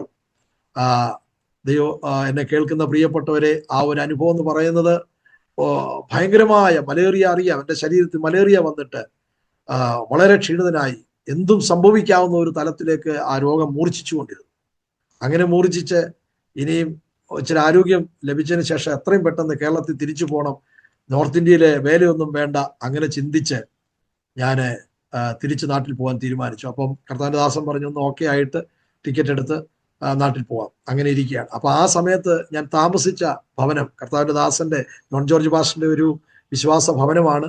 അദ്ദേഹം ഇന്ന് കർത്താവിന്റെ സന്നിധിയിൽ വിശ്രമിക്കുന്നു. അദ്ദേഹത്തിന്റെ മോനാണ് ഡൽഹിയിലെ അസംബ്ലി സ്കൂളിലെ ഇവിടുത്തെ ഡൽഹി ഡിസ്ട്രിക്റ്റിന്റെ ഒരു കൗൺസിൽ മെമ്പറായിട്ടും അദ്ദേഹം പ്രവർത്തിക്കുന്നു. അദ്ദേഹത്തിന്റെ പേര് ജോൺസൺ രാമേന്ദ്രൻ.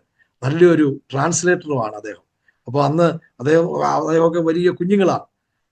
അപ്പം ഞാൻ പറഞ്ഞു വരുന്നത്, അപ്പൊ ആ ഭവനത്തിലെ ആ മാതാവൊക്കെ ഞങ്ങളെ ശുശ്രൂഷിച്ചു. സുഖമായതിനു ശേഷം ഞാൻ കേരളത്തിൽ വരികയാണ്. അങ്ങനെ വന്ന് ആ സമയത്ത് നോർത്ത് ഇന്ത്യ എല്ലാം വിട്ട് കേരളത്തിൽ വന്ന് ആ നിൽക്കുന്ന നിൽപ്പ്, ഇനി നോർത്ത് ഇന്ത്യയിലേക്ക് പോകുന്നില്ല, സുശേഷ വേലയൊന്നും ആ നിലയിൽ പഠിച്ചു, വചനം പഠിച്ചു, എന്നാൽ വളരെ ബുദ്ധിമുട്ടും പ്രയാസങ്ങളൊക്കെ കണ്ടിട്ട് അങ്ങോട്ട് പോകാനൊരു ബുദ്ധിമുട്ട്. അങ്ങനെ കേരളത്തിൽ ഏകദേശം ഒരു 5-6 മാസത്തിലധികം ഞാൻ അങ്ങ് നിൽക്കുക. അങ്ങനെ നിൽക്കുമ്പോൾ ഗൾഫിൽ പോകുവാനൊക്കെ ഞാൻ പരിശ്രമിക്കുന്നുണ്ട്. ഗൾഫിൽ പോകുവാനും മറ്റു സ്ഥലങ്ങളിലൊക്കെ ജോലി തേടിപ്പോയി ജോലിയുള്ള ബന്ധത്തിൽ തന്നെ അങ്ങ് ചെയ്യാമെന്നുള്ള ആ ഒരു പിന്മാറ്റാവസ്ഥ ചിന്ത മനസ്സിൽ വന്ന് അങ്ങനെ പലതും ട്രൈ ചെയ്യുക, ഒന്നും ശരിയാകുന്നില്ല. ഞാൻ ചെന്നൈയിലൊക്കെ ഗൾഫിൽ പോകാൻ വേണ്ടി ഏജൻസിയുടെ ത്രൂവിൽ പോയി. അവിടെ എല്ലാം പരാജയങ്ങൾ തന്നെ സംഭവിച്ചു. അങ്ങനെ നിരാശപ്പെട്ട് ഭവനത്തിൽ ബുദ്ധിമുട്ടാകുന്നു, ദേശത്തിനെല്ലാം ബുദ്ധിമുട്ട്. കാരണം എല്ലാം കൊണ്ടും പലവിധമായ ബുദ്ധിമുട്ടെന്ന് പറയുമ്പോൾ ആരാധനയും പ്രാർത്ഥനയും പോകുന്നുണ്ട്, എങ്കിലും ദൈവം ആഗ്രഹിക്കുന്ന തലത്തിലേക്ക് നമ്മൾ സ്റ്റെപ്പ് എടുത്തു വെക്കാത്തത് കൊണ്ട്, അപ്പൊ ഇന്നത്തെ പോലെ ആ ഒരു സ്പിരിച്വൽ സെൻസിറ്റിവിറ്റി എനിക്ക് ആ സമയത്തില്ല. അതുകൊണ്ട് വളരെ സ്ട്രഗിൾ ചെയ്യുന്ന ഒരു അനുഭവമായിരുന്നു. ദൈവമേ, വചനം പഠിച്ചു, അല്പസമയം രാജസ്ഥാനിൽ കർത്താവിന്റെ ദാസനോട് വർക്ക് ചെയ്തു. ആ കഷ്ടത, മലേറിയയുടെ ആഴം പിടിച്ചു. ഇനി അങ്ങനെ പോയാൽ, അങ്ങനെ ഒരു ഭയവും ഭീതിയൊക്കെ വന്നിട്ട് ഇങ്ങനെ നിൽക്കുന്ന സമയത്ത് പെട്ടെന്ന് ഒരു ദൈവദാസൻ എന്ന് പറയുമ്പോൾ അദ്ദേഹത്തിന്റെ പേര് MS മോഹൻ എന്നാണ്. അദ്ദേഹം കൽക്കട്ടയിലെ ഖരഗ്പൂർ എന്ന് പറയുന്ന സ്ഥലത്ത് പൈനിയർ വർക്ക് ചെയ്യുക. അദ്ദേഹം ഹിന്ദു മാർഗത്തിൽ നിന്ന് വിശ്വാസത്തിലേക്ക് വന്ന ഒരു ദൈവദാസനാണ്. അപ്പൊ അദ്ദേഹം ഞങ്ങൾ മർത്തോമായിലൊക്കെ ആയിരിക്കുന്ന സമയത്ത് അദ്ദേഹം ഹിന്ദു മാർഗത്തിൽ നിന്ന് വിശ്വാസത്തിലേക്ക് വന്നതിന്റെ വെളിച്ചത്തിൽ അദ്ദേഹത്തിന് തടിയൂർ തന്നെയാണ് അദ്ദേഹത്തിന്റെ ഇവിടെ വളരെ എതിർപ്പുകളൊക്കെ ഉണ്ടായി. അദ്ദേഹം മർത്തോമ കോളേജിൽ നിന്ന് MCOM ഒക്കെ പഠിച്ച് പാസ്സായ, എൻ്റെ പിതാവിൻ്റെ ഒക്കെ അടുത്തടുപ്പിച്ച് പ്രായം വരുന്ന ഒരു മനുഷ്യനാണ്. അപ്പൊ അദ്ദേഹം ആ സമയത്ത് കേരളത്തിൽ വന്നപ്പോൾ ഞങ്ങളുടെ വീട് വിസിറ്റ് ചെയ്തു. ഞാനിങ്ങനെ ബൈബിൾ കോളേജിൽ നിന്ന് പഠിച്ചു വന്ന് രാജസ്ഥാനിലൊക്കെ പ്രവർത്തിച്ച് തിരിച്ചു വന്ന് ഇങ്ങനെ നിൽക്കുന്നതൊക്കെ അദ്ദേഹം കേട്ടിട്ട് അദ്ദേഹം എന്നോട് പറഞ്ഞു, സാജനെ, അദ്ദേഹം പറയാണ്, സാജനെ, നമുക്ക് നോർത്ത് ഇന്ത്യയിലേക്ക് പോകാം, കർത്താവിന് വേണ്ടി നമുക്ക് മരിക്കാം എന്നൊക്കെ പറഞ്ഞ് എന്നെ അദ്ദേഹം പ്രാർത്ഥിച്ച് ഒരുക്കി. അദ്ദേഹത്തിന്റെ കൂടെ അങ്ങനെ 1995 ഞാൻ കൽക്കട്ടയിലേക്ക് വരികയാണ്. ഖരഗ്പൂരിൽ വന്നു, അദ്ദേഹത്തിന്റെ കൂടെ നിന്നു.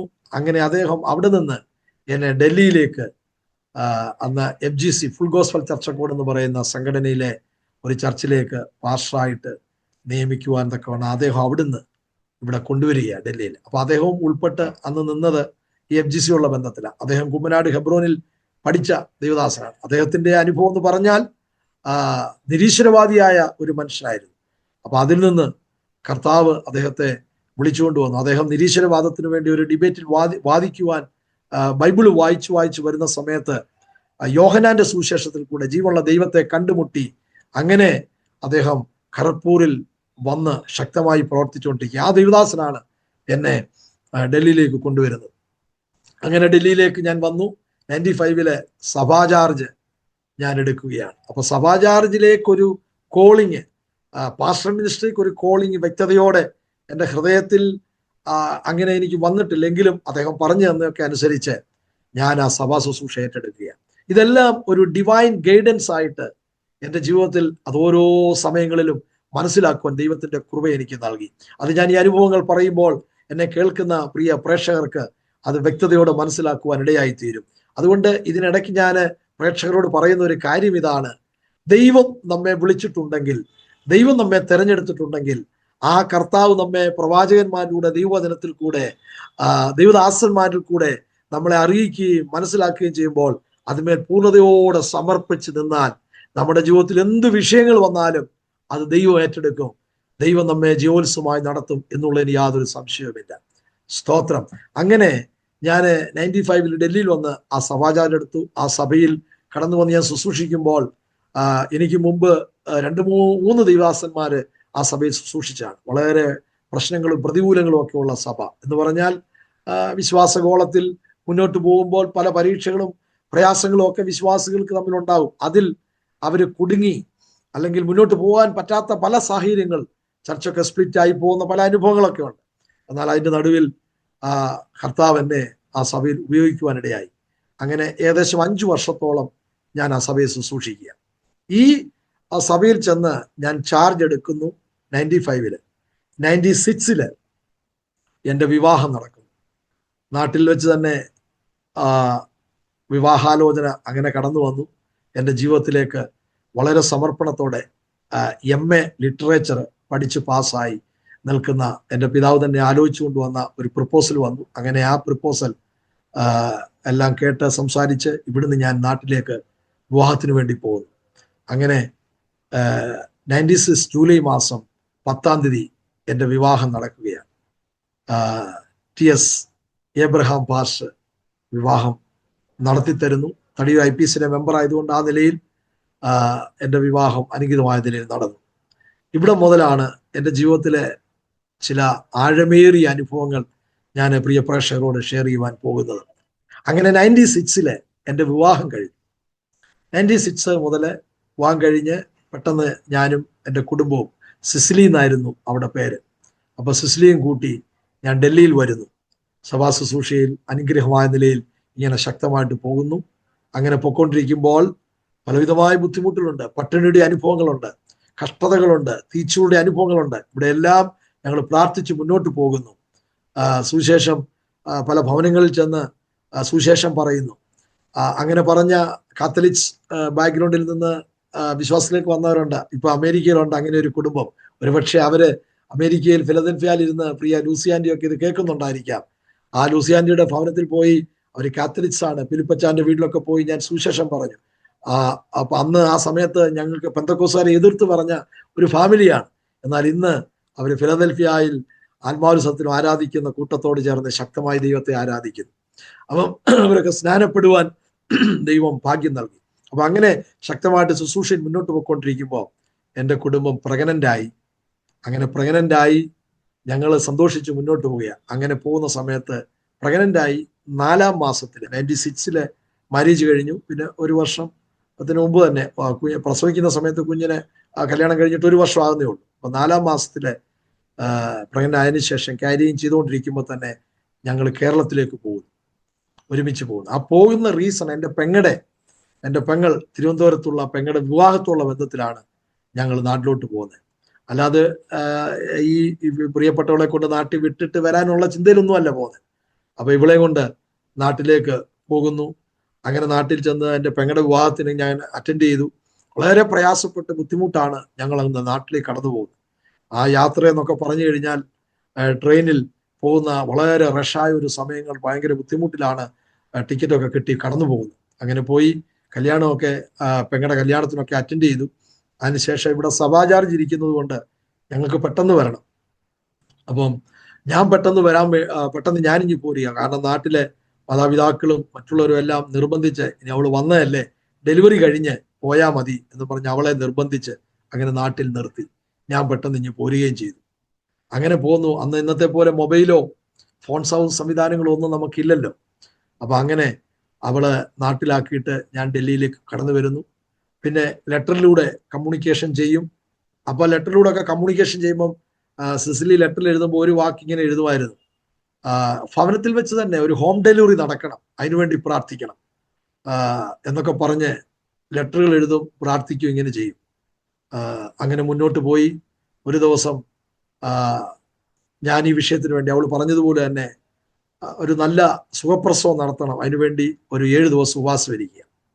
ആ ഉപവാസ പ്രാർത്ഥന കഴിഞ്ഞ് സൺഡേയിലെ ആരാധനയും കഴിഞ്ഞ് ഒരു തിങ്കളാഴ്ച എന്ത് ചെയ്യുന്നു, ഞാൻ എങ്ങും പോകുന്നില്ല. അത് കഴിഞ്ഞ് അപ്പോൾ 8-ാം മാസമായി. അവൾ 8-ാം മാസത്തിൽ വന്നു.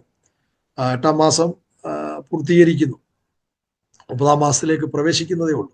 8-ാം മാസത്തിലാണ്.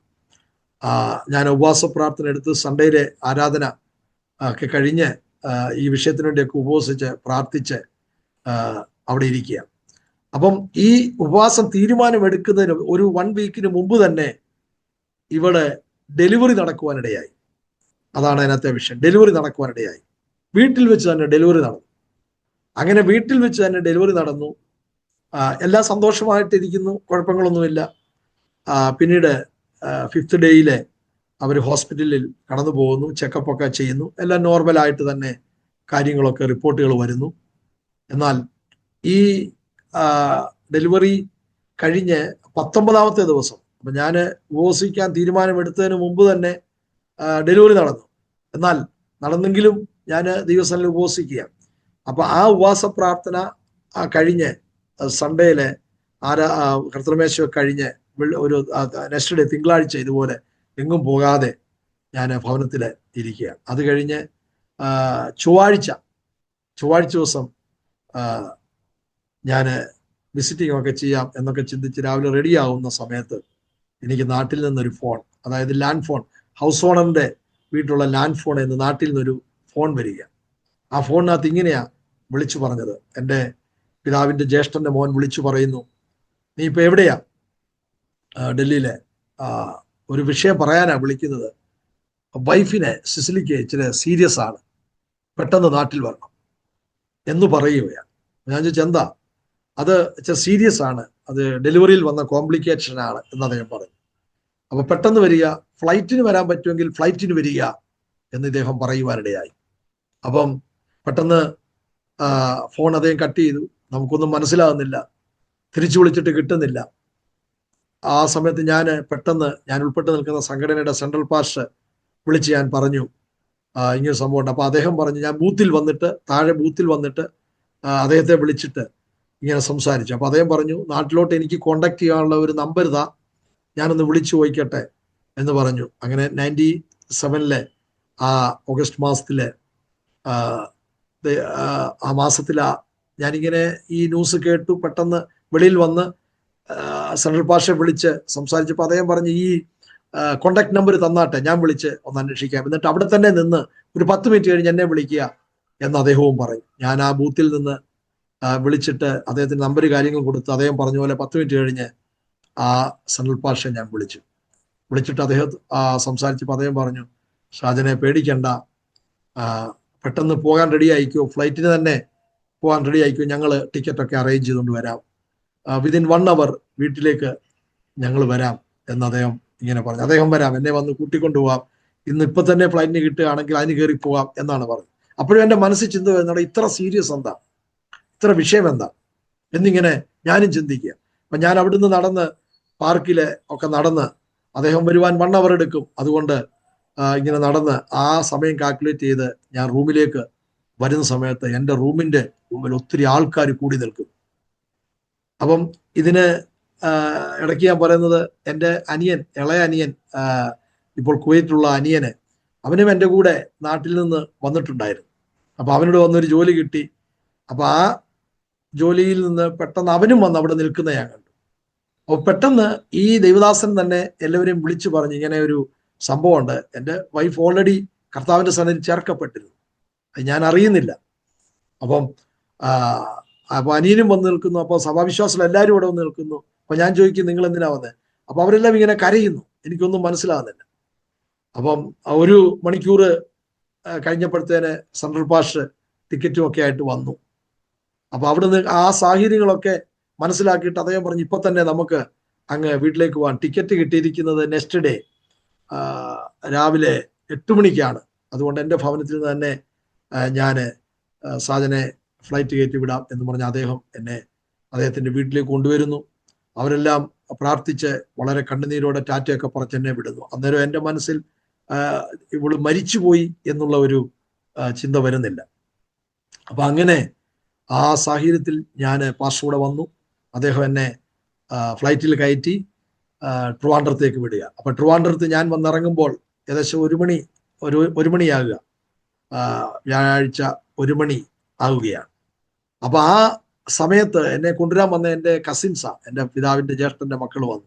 അപ്പൊ ഞാൻ അവരോട് പറയുകയാണ്, പെട്ടെന്ന് നമുക്ക് ഹോസ്പിറ്റലിലേക്കിട്ട് പോകാം. അപ്പൊ അവരെന്നോട് പറഞ്ഞു, നമുക്ക് പെരിയ ബസ്സിൽ കയറി പോയാൽ മതി, അവിടെ ചെന്ന് അങ്ങനെ കണ്ടാൽ മതി, പെട്ടെന്ന് പോകണ്ട, ഇപ്പോൾ ഇച്ചിരി ഓക്കെ ആണെന്നൊക്കെ പറയും. അങ്ങനെ ഞങ്ങളൊരു സൂപ്പർ ഫാസ്റ്റിൽ കയറി തിരുവല്ലായിൽ വന്നിറങ്ങുന്നു.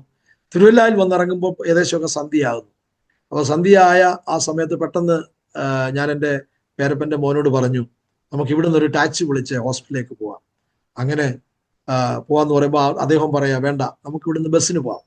അങ്ങനെ പുല്ലാട് വഴി, എൻ്റെ വീട് തടിയൂരാണെന്ന് പറഞ്ഞല്ലോ, തിരുവല്ലയ്ക്കടുത്ത് തടിയൂർ, പുല്ലാട് വഴി തടിയൂർ വഴി റാന്നിക്ക് പോകുന്ന ഒരു ബസ്സിൽ കയറി ഞങ്ങളിങ്ങനെ ഇരിക്കുക. അപ്പൊ പുല്ലാട്ട് വന്നപ്പം ഈ ബസ് നിർത്തിയപ്പോൾ ഞാൻ പെട്ടെന്ന് അവിടെ അങ്ങ് ഇറങ്ങുക. അപ്പൊ എൻ്റെ കൂടെ ഈ കസിനും ചാടി ഇറങ്ങി. എന്നോട് ചോദിച്ചു എന്തിനാ ഇറങ്ങുന്നത്? ഞാൻ പറഞ്ഞു ഇത്രയും നേരം ഇരുന്ന് യാത്ര ചെയ്ത് വന്നിട്ട് വളരെ ഒരു ബോറാകുന്നു, പെട്ടെന്ന് പോകണം, ഇവിടുന്ന് ഒരു ഓട്ടോ വിളിച്ച് പോകാമെന്ന് പറഞ്ഞു ഞാൻ ചാടി ഇറങ്ങി. ഒരു ഓട്ടോക്കാരനെ വിളിക്കാൻ ചെന്നപ്പോൾ അവിടെ ഒരു ടാക്സിക്കാരനെ വിളിക്കാൻ ചെന്നപ്പോൾ അവിടെ ടാക്സി എല്ലാം സമരവും. അപ്പോ അദ്ദേഹം പറഞ്ഞു നമുക്ക് ടാക്സി ഒന്നും വേണ്ട, പെട്ടെന്ന് ഇതിൽ പോകാമായിരുന്നല്ലോ. അങ്ങനെ പറഞ്ഞു. ഞാൻ പറഞ്ഞില്ല ബാബുച്ചായ, ബാബു എന്നാ പേര്, ബാബുച്ചായ നമുക്ക് പോകാം, വളരെ എനിക്കൊരു അസ്വസ്ഥത ഫീൽ ചെയ്യുന്നല്ലോ, ഇത്ര നേരം യാത്ര ചെയ്തിരുന്നു വന്നു, പെട്ടെന്ന് അവളെ കാണാൻ പോകാം എന്ന് പറഞ്ഞു. ഉടനെ അവിടെ വെച്ച് അദ്ദേഹം എന്നോട് പറയുകയാണ്, ബാബുച്ചായൻ എന്നോട് പറയാ കുഴപ്പമൊന്നുമില്ല, അവളെ വീട്ടിൽ കൊണ്ടുവന്നു.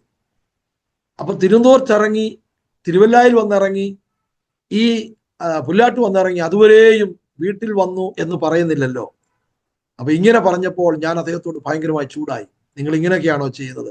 അപ്പൊ അദ്ദേഹം വിഷമിക്കുക, എങ്ങനെ എന്നോട് ഇതൊന്ന് കമ്മ്യൂണിക്കേറ്റ് ചെയ്യും?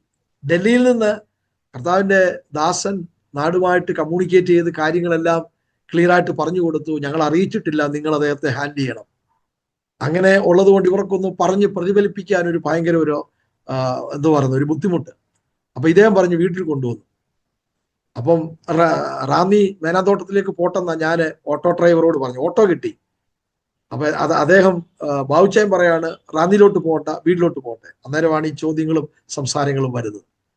അങ്ങനെ വീട്ടിലോട്ട് പോകുന്ന വഴിക്ക് വളരെ ചിന്ത എന്താണ്. അപ്പൊ ഇദ്ദേഹം മൗനമായിട്ടിരിക്കുന്നു. എന്നെ കേൾക്കുന്ന പ്രിയപ്പെട്ടവരെ, അങ്ങനെ വീടിനോട് ചെന്ന് അടുത്തു. അപ്പൊ ഞങ്ങളുടെ വീട് റോഡ് സൈഡിലല്ല, 2 പുരയിടം കഴിഞ്ഞ് ഈ പേരപ്പന്റെ മോന്റെ വീടിന്റെ ഫ്രണ്ടിൽ കൂടെയാണ് നടന്ന് അങ്ങോട്ട് കയറി ചെല്ലുന്നത്. ഒരു തോട് കയറി അങ്ങോട്ട് ചെല്ലുകയാണ്. അപ്പൊ ഏകദേശം സന്ധ്യയായി. അങ്ങനെ സന്ധ്യയായ ഞാൻ അങ്ങോട്ട് തോട് കയറി ചെല്ലുമ്പോൾ ഞാൻ ആ മുകളിൽ നിന്ന് എൻ്റെ വീടിന്റെ അവിടോട്ട് നോക്കുമ്പോൾ വീടിന്റെ മുറ്റത്ത് ഒരു വലിയ പന്തൽ, നല്ല വെളിച്ചം, ഒത്തിരി ആൾക്കാരൊക്കെ കൂടി നിൽക്കുന്നു. അങ്ങനെ കൂടി നിൽക്കുമ്പോ അവിടെ ആൾക്കാർ കൂടി നിൽക്കുന്നു.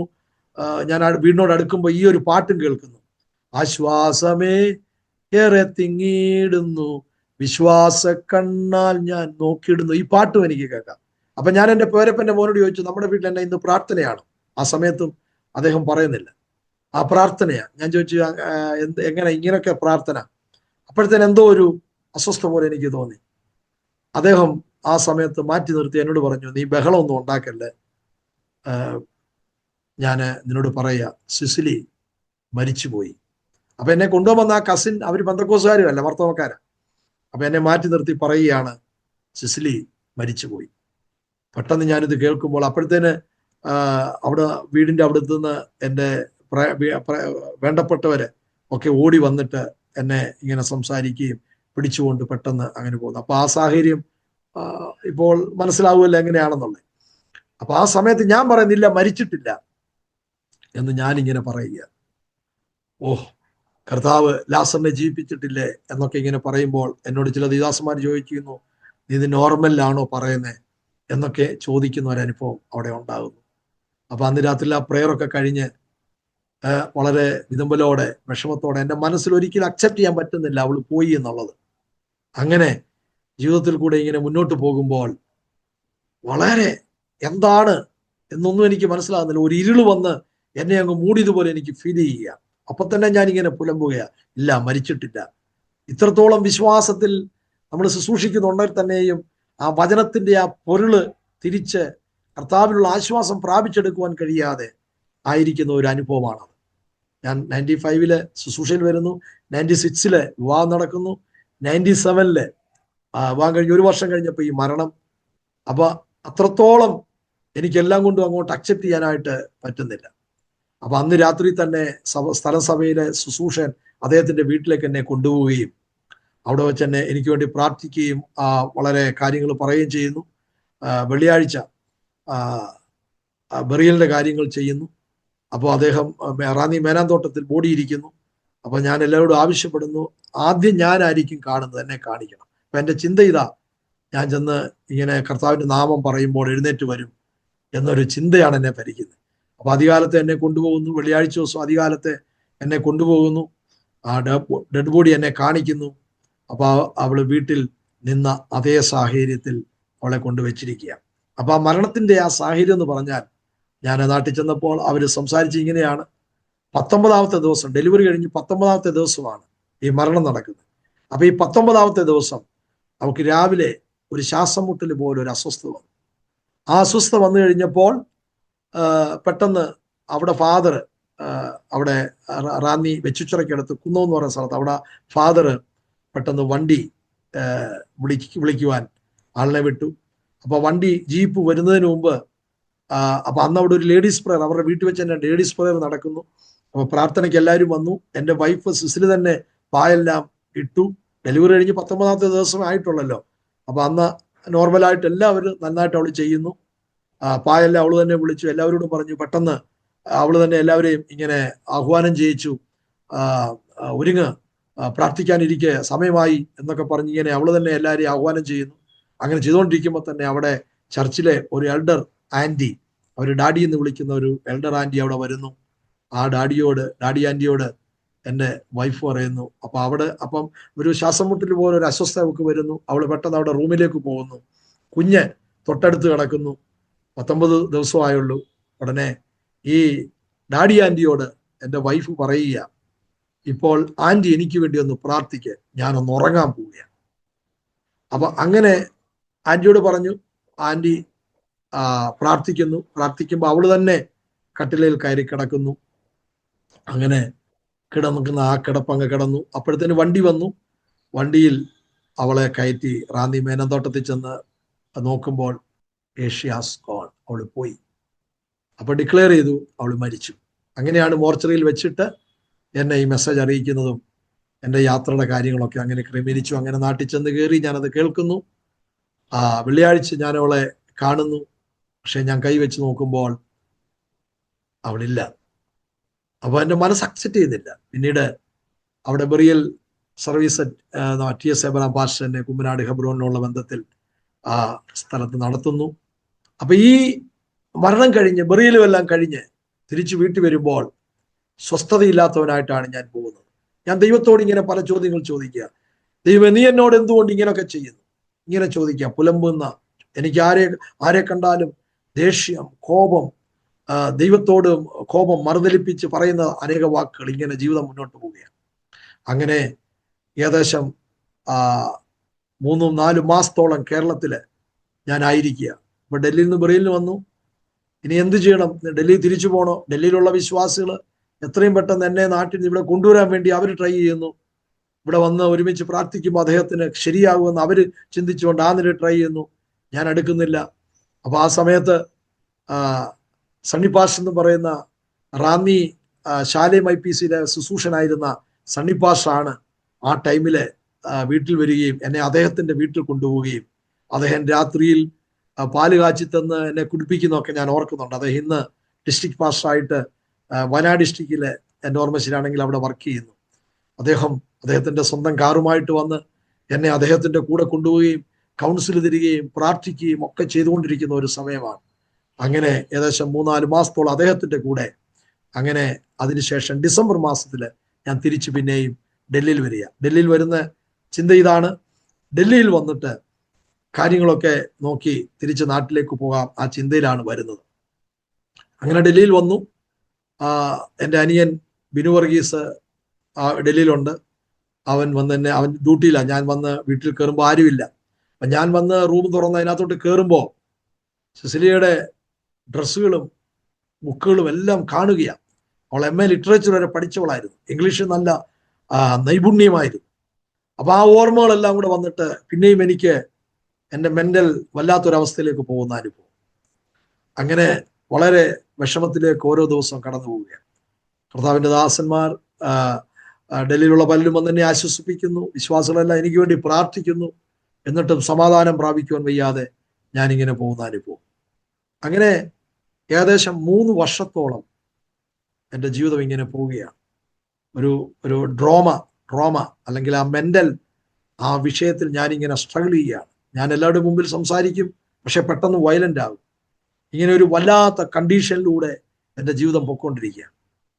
അങ്ങനെ പൊക്കോണ്ടിരിക്കുന്ന സമയത്ത് എനിക്ക് ഒരു വിടുതൽ ലഭിച്ചത് ആ വിഷയം സംസാരിക്കുകയാണ്. അങ്ങനെ പൊക്കോണ്ടിരിക്കുമ്പോൾ ഏകദേശം 3 വർഷത്തോളം ഈ ഒരു ബുദ്ധിമുട്ടുണ്ടായിരുന്നു. ഞാൻ പ്രാർത്ഥിക്കും, പക്ഷെ പെട്ടെന്ന് ഓർമ്മകൾ വരുമ്പോൾ ഞാൻ വേറൊരു തലത്തിലൂടെയൊക്കെ മാറ്റപ്പെടും. അങ്ങനെ പൊക്കോണ്ടിരിക്കുന്ന സമയത്ത് ഒരു ഡിസംബർ മാസത്തിലെ ഡൽഹിയിലെ കാൽക്കാജി എന്ന് പറയുന്ന സ്ഥലത്ത് ജേക്കബ് സി ജോൺ എന്ന് പറയുന്ന ഒരു കർത്താവിന്റെ ദാസൻ 21 ദിവസം ഉപവാസം ഇരിക്കുക. ആ ഉപവാസ പ്രാർത്ഥനയിൽ അദ്ദേഹം എന്നെ വിളിക്കുവാനായി, വിശ്വാസം എന്നെ അവിടെ കൊണ്ടുപോകും. ആ ഉപവാസ പ്രാർത്ഥനയിൽ അദ്ദേഹം അനേക വചനങ്ങൾ പറഞ്ഞു തരുന്നു. ദൈവാത്മാവ് അദ്ദേഹത്തോട് സംസാരിച്ചു. അങ്ങനെ ആലോചന ജീവിതത്തിൽ തരുന്നു. അദ്ദേഹം പറഞ്ഞനുസരിച്ച് ഞാൻ ഏൽപ്പിച്ചു കൊടുക്കുന്നുണ്ട്. എനിക്ക് സമാധാനമില്ലാത്തവനായി ഞാൻ ഇങ്ങനെ നിൽക്കുന്ന അനുഭവങ്ങളാണ്. അപ്പൊ നാട്ടിൽ നിന്ന് വരുന്നതിന് മുമ്പ് തന്നെ നെഞ്ചിനകത്ത് വേദന ഇങ്ങനെ വരും. സൂചി കുത്തുന്നത് പോലെ ഒരു ഫീലിംഗ് ഉണ്ടാവും. എന്തോ ഇങ്ങനെ കെട്ടിക്കിടക്കുന്ന പോലെ ഫീലിംഗ് ഉണ്ടാവും. അപ്പൊ അത് മനസ്സിലാക്കി ഹോസ്പിറ്റലിൽ ചെല്ലും. അവർ ഗുളിക ഒത്തിരി കുറിച്ചു തരും. പക്ഷെ അത് കഴിക്കരുതെന്നുള്ള എന്തോ ഒരു ഉൾവിളി അകത്തളത്തിൽ ആരോ സംസാരിക്കുന്ന പോലെ തോന്നും. അതുകൊണ്ട് അത് കഴിക്കത്തില്ല. അങ്ങനെ ഇതിങ്ങനെ കിടക്കുന്നത് കൊണ്ട് ഭയങ്കര വേദനയും അസ്വസ്ഥയൊക്കെ ആയിട്ട് ഞാൻ നിൽക്കുന്നതുകൊണ്ട് അതിൽ കൂടെ കോപം വരും. ഇങ്ങനെയൊക്കെ ജീവിതത്തിൽ സംഭവിച്ചുകൊണ്ടിരിക്കുമ്പോൾ ആ ഉപവാസ പ്രാർത്ഥനയിൽ ജേക്കബ് സി ജോൺ കർത്താവിന്റെ ദാസൻ ഒരു ദൈവാലോചന ശക്തമായിട്ട് ദൈവാത്മാവിൽ എല്ലാവരും ആരാധിച്ചുകൊണ്ടിരിക്കുമ്പോൾ ആ പ്രാർത്ഥനയിൽ ഈ ദൈവദാസൻ വന്ന് എന്നോട് പറയുക, ഇനി മരിച്ചവളെ കുറിച്ചുള്ള ദുഃഖം വേണ്ട, എഴുന്നേറ്റ് കർത്താവിന് വേണ്ടി ശോഭിക്കൂ, ദൈവാത്മാവ് വേറെ തലത്തിലേക്ക് നയിക്കാൻ പോകുന്നു എന്നൊരാലോചന പറയുകയും കറണ്ട് പാസ് ചെയ്യുന്ന പോലെ എൻ്റെ ശരീരത്തിലേക്ക് ദൈവാത്മാവിൻ്റെ ഒരു സ്പർശനം കടന്നു വരികയാണ്. ഞാൻ ഉരുണ്ടു വീണ് ഒമിറ്റ് ചെയ്ത് എൻ്റെ അകത്തളത്തിൽ നെല്ലിക്ക പോലെ എന്തോ കിടക്കുന്നത് ഫീൽ ചെയ്യുന്ന, കട്ട പോലെ ഫീൽ ചെയ്യുന്നത് ഒമിറ്റ് ചെയ്ത് പോകുന്ന പോലെ എനിക്ക് ഫീലായി. എൻ്റെ മുമ്പിൽ ഒത്തിരി ഉപകരണങ്ങളും ഹോസ്പിറ്റലിലെ പല ഉപകരണങ്ങളൊക്കെ ഇങ്ങനെ കടന്നു വരികയാണ്. ഞാനിങ്ങനെ കാണുകയാണ്. അപ്പം എന്നിൽ സംഭവിക്കുന്നത് കണ്ടിട്ട് അവിടെ എല്ലാവരും കൂടെ കൂടി വട്ടം നിന്ന് ദേവദാസൻ ഉൾപ്പെടെ എനിക്ക് വേണ്ടി പ്രാർത്ഥിക്കുകയും അങ്ങനെ ഞാനൊരു പുതു മനുഷ്യനായി അവിടെ എഴുന്നേറ്റ് നിൽക്കുകയാണ്. ഈ കാണുന്ന ദർശനങ്ങൾ എനിക്ക് മനസ്സിലാകുന്നില്ല. അപ്പോൾ ഞാൻ അദ്ദേഹത്തോട് പറഞ്ഞു, ഞാനിങ്ങനെ ഒത്തിരി ഉപകരണങ്ങൾ കാണുന്നല്ലോ. അപ്പൊ അദ്ദേഹം പറഞ്ഞിങ്ങനെ, അങ്ങനെ ആ കണ്ട ഉപകരണങ്ങളെ പോലെയൊക്കെ ദേവദാസനെ ദൈവം ഉപയോഗിക്കാൻ പോവുകയാണ്. അങ്ങനെ ഒരു എൻകൗണ്ടർ അന്ന് എൻ്റെ ജീവിതത്തിലേക്ക് കടന്നു വരികയാണ്. അപ്പൊ ആ കട്ട പോലെ എന്നെ സൂചി കുത്തി ഇങ്ങനെ പറിക്കുന്ന പോലെയുള്ള കാര്യങ്ങളൊക്കെ ഒമിറ്റ് ചെയ്തു പോയി. ഞാനൊരു പുതുമനുഷ്യനായി മാറുകയാണ്. പിന്നെ ആ ടെൻഷൻ എന്നെ ഭരിക്കുന്നില്ല. പരിശുദ്ധാത്മാവിന്റെ ആ അനോയിന്റിങ് നമ്മുടെ ജീവിതത്തിലേക്ക് കടന്നു വരുമ്പോൾ ഏത് വലിയ ടെൻഷൻ ആയിരുന്നാലും അതെടുത്തു മാറ്റും. നമ്മുടെ സകല കഷ്ടതകളും വേദനകളും കാൽവരി ക്രൂശിൽ കർത്താവ് നമുക്ക് വേണ്ടി സഹിച്ചത് കൊണ്ട് അവന്റെ നാമത്തിൽ പ്രാർത്ഥിക്കുമ്പോൾ അവന്റെ ആ കൃപ നമ്മുടെ മേൽ വരുന്നതിനാല് നമുക്ക് ഇങ്ങനെയുള്ള മേഖലയിൽ നിന്ന് പുറത്തു വരുവാനിടയായി മാറും. സ്തോത്രം. അങ്ങനെ ഞാനതിൽ നിന്ന് ഫ്രീ ആയി. പിന്നെ എൻ്റെ ശുശ്രൂഷയുടെ അവസ്ഥകൾക്ക് മാറ്റം വരികയാണ്. ഞാൻ എവിടെയെങ്കിലും പോയി വചനം ശുശ്രൂഷിക്കുകയും പ്രാർത്ഥിക്കുകയും ചെയ്യുമ്പോൾ കൈവെക്കുമ്പോൾ രോഗികൾ സൗഖ്യമാകും. ആ ഉപകരണങ്ങളെ പോലെ തന്നെ ദൈവം ഉപയോഗിക്കുക. ചർച്ചിൽ ഓൺ ദ സ്പോട്ടിൽ രോഗികൾ സൗഖ്യമാകുക. ഞാൻ ഓർക്കുന്നുണ്ട്, ഒരു ആസ്മ രോഗി, ഒരു ആന്റി ഒരു സൺഡേയിൽ ആരാധനയ്ക്ക് കടന്നു വന്ന് അവിടെ ഇരിക്കുക. അവരിങ്ങനെ വലിച്ചുകൊണ്ട് വരിക. ആരാധനയിൽ ചെന്ന് കൈവച്ച് യേശു സൗഖ്യമാക്കുമെന്ന് പറഞ്ഞപ്പോൾ അവർക്ക് ആ ബാധ വിട്ടുപോയി. അവർ പറയാ, ഉനോനെ മുജെ ചങ്കാക്കിയ എന്ന് പറയാം. ഞാൻ പറഞ്ഞു, നമ്മളല്ല ചങ്ക ചെയ്തത്, യേശു ക്രിസ്തുവാണ്. അങ്ങനെ അനേക വിടുതലിന്റെ ശുശ്രൂഷകൾ ആ നാളുകളിൽ പലരിലും കർത്താവ് ചെയ്തുകൊണ്ടേയിരുന്നു. അങ്ങനെ പൊയ്ക്കൊണ്ടിരിക്കുമ്പോൾ അടുത്ത വിഷയം, അതായത് ഈ 99 ഡിസംബർ മാസത്തിൽ ഞാൻ പിന്നെ ഒരു രോഗത്തിന് അടിമപ്പെടുകയാണ്. മഞ്ഞപ്പിത്തം എന്നെ കയറി ശക്തമായിട്ട് പിടിച്ചു. മഞ്ഞപ്പിത്തം പിടിച്ച് കൈയുടെ നഖങ്ങളും കണ്ണുകളും എല്ലാം വളരെ മഞ്ഞളിച്ചിരിക്കുന്ന അനുഭവം. കൂടി ഇതങ്ങ് ഹെപ്പറ്റൈറ്റിക് ബി ആയിട്ട് മാറി. പക്ഷേ ഞാനിത് അറിയുന്നില്ല. ലിവറിന് ബാധിച്ചു. ഹെപ്പറ്റൈറ്റിക് ബി ആയി, ലിവറിന് ബാധിച്ചു. മരുന്നുകളൊക്കെ ചെയ്യുന്നുണ്ട്. അപ്പം ചർച്ചിൽ കടന്നു വരുന്ന വിശ്വാസികൾ അവർ പലരും എന്നെ ശുശ്രൂഷിക്കുന്നു. അതിൽ നേഴ്സുമാരുണ്ട്.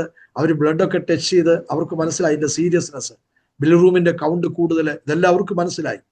അപ്പം ഞാൻ ഹോസ്പിറ്റലിൽ ഒന്നും പോകുന്നില്ല, കർത്താവ് അറിയാതെ ഒന്നുമില്ലല്ലോ എന്നും പറഞ്ഞ് നിൽക്കുകയാണ്.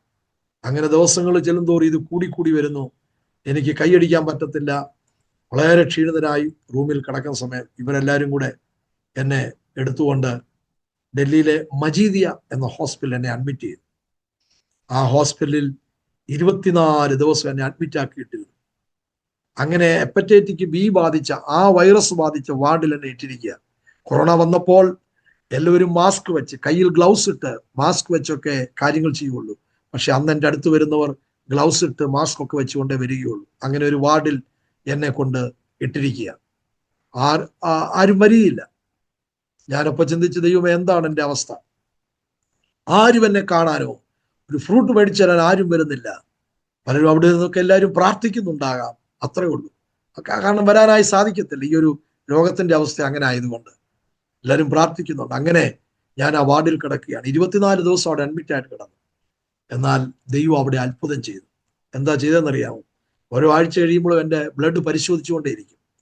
ഡോക്ടേഴ്സ് പറയും, മരുന്നുകൊണ്ട് ഒരിക്കലും ഇത് വിടുതലാകത്തില്ല, ഒരു മരുന്ന് ചെയ്താലും ഇത് ക്യൂർ ആകുന്ന ലക്ഷണങ്ങളില്ല. അങ്ങനെ ഡോക്ടേഴ്സ് പറയുന്നു, ഡോക്ടേഴ്സിന്റെ ടീം പറയുന്ന ഒരനുഭവം.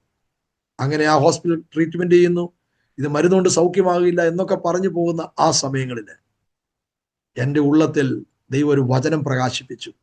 യെശയ്യാവിന്റെ പുസ്തകം 53-ാം അധ്യായം 5-ാമത്തെ വാക്യം, through his stripe we are healed, അവന്റെ അടിപ്പിണരുകളാൽ സൗഖ്യം വന്നിരിക്കുന്നു.